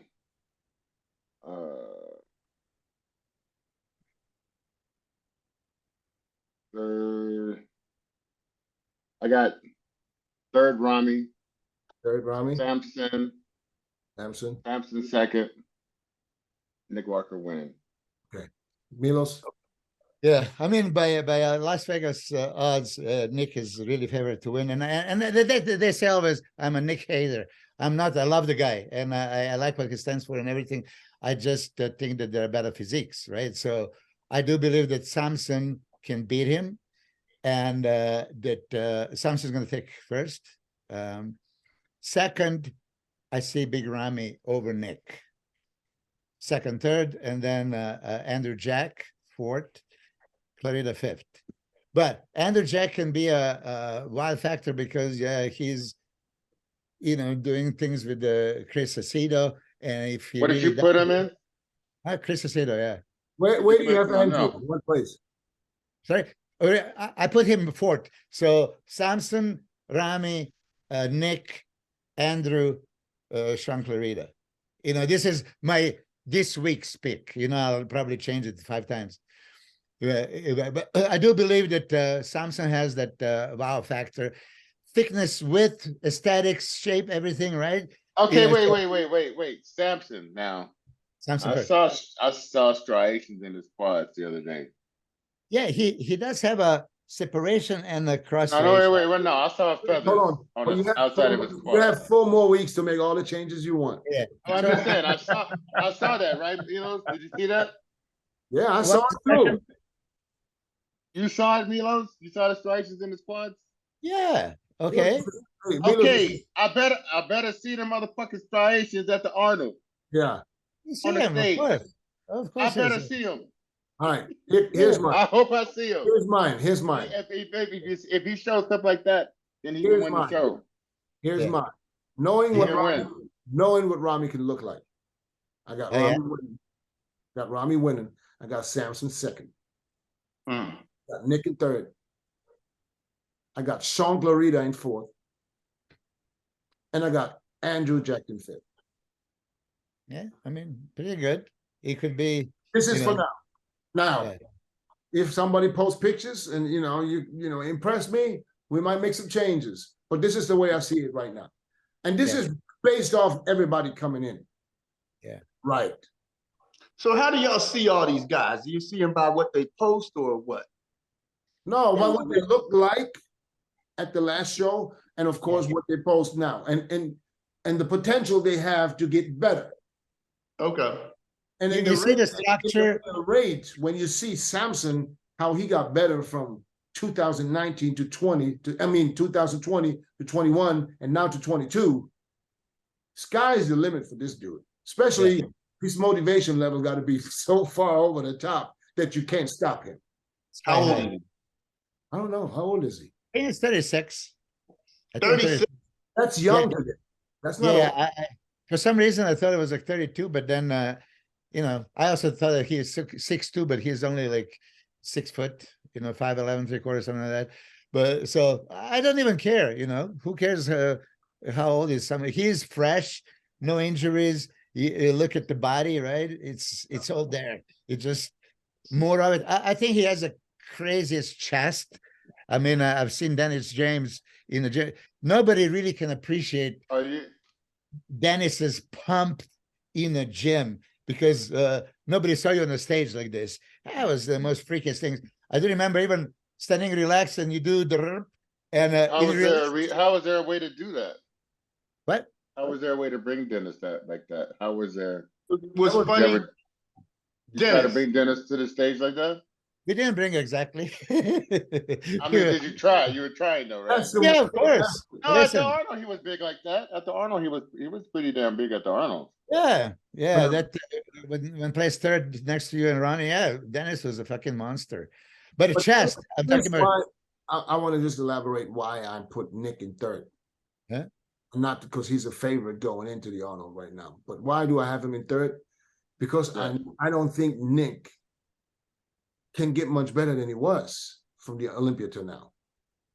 Rami was way off. He's going to be much better, hopefully. I think I think it can improve a little bit. He can improve a little bit, but he cannot be as drastic for us to see a total different Nick. Next year at the Olympia, yes, we might see a different Nick again. But now, in the 10 weeks, Come on, Nick. I Show don't him think. something. No, Nick listen. is improving. He's improving. If you see the last pictures, Flex Wheeler was saying originally how Sean Clarita is going to beat him, but then he saw the pictures from Dragon's Lair, Mhm. and Nick's waist look slimmed down and more separation already. It's just like, look, Yeah, but Nick is a listen, freak it's pictures. factor. It's Yeah. pictures. Yeah, Here's the thing. I've seen him. It's big. No, don't get me wrong. I'm not shitting on nobody. It's just because it's pictures, you know, and you take 20 pictures and you take the one where the waist looks smaller than the other one. But at the end of the day, he had the same problem. He had the same thing before the Olympia. His waist was always tiny. And on stage, it wasn't really like that. Mm. Good. It was better, but it wasn't what it was in the picture. So I don't buy the pictures anymore. Mhm. Well, when you lift your arms up, you see the shape of the body. Right. So I'm not saying, listen, Nick can walk away with these guys that I have in front of him, not super conditioned, Nick's gonna beat him. Even though they have better structure. Yeah. That's what I'm saying. So, but this is how Clarida brings the crazy conditioning, right? Clarida. And Clarida that's why I standing have, alone. listen, can Clarida win the Arnold? Yeah, it's possible. I mean, Chris, can you win Arthur the just said Momo Benaziza beat Dorian, right? At another champion. I mean, but the only way, I don't know, man. I don't really see it happening that way. I wouldn't bet my life on it. That's for sure. What about Bonac? Never bet your life. Woo! We forgot about Bonac. Bonac. Oh shit! I Yeah, we forgot about that. Bonac. Damn. Yeah, Well, you didn't- the game's over. We gotta wait till next week. yeah, that's the next week. Next week, here's my top 5 for sure. Yeah. Who else did we forget? We forgot Who else? Kamal, Kamal, That- Justin Rodriguez, Akeem Williams. Akeem Williams. But judging has been good. I mean, they're picking, very logical saying- women. Yeah. I say you can't slam dunk the ball and you Hey. can't score a touchdown. So here is that one example. Hey, Dennis, You're out of time. Milo. 91, Milo, you're out of 91. time. I don't want you. Yeah, I don't want you to take a deeper hole 2 now. minutes, 2 minutes. 91, if there was a judging like What do you now, mean? Dorian would beat Lee Haney. If there was a judging like right now, Dorian beat Lee Haney in the muscularity round, 8 mandatory poses. So could very well be that with these rules, he would have been a winner. Lee Haney won symmetry posing, but he lost muscularity. So you tell me, if they really have a symmetry round, would Nick Walker beat Samson in a symmetry? I'm going to tell you now. Hmm? And the time is up. That's why. Okay. On that note, we're going to wrap this up. LQ, I appreciate you, man. Thank you for. Hey, Dennis, I appreciate Did a you. good job, LQ, man. Did a great job, brother. Hey, I love you. Chris, I love you. You guys, All right, my brother. I couldn't do this without you guys. I'll see y'all next week. Hang in there. Peace out. God bless. All right. Peace. All right. Get out that part.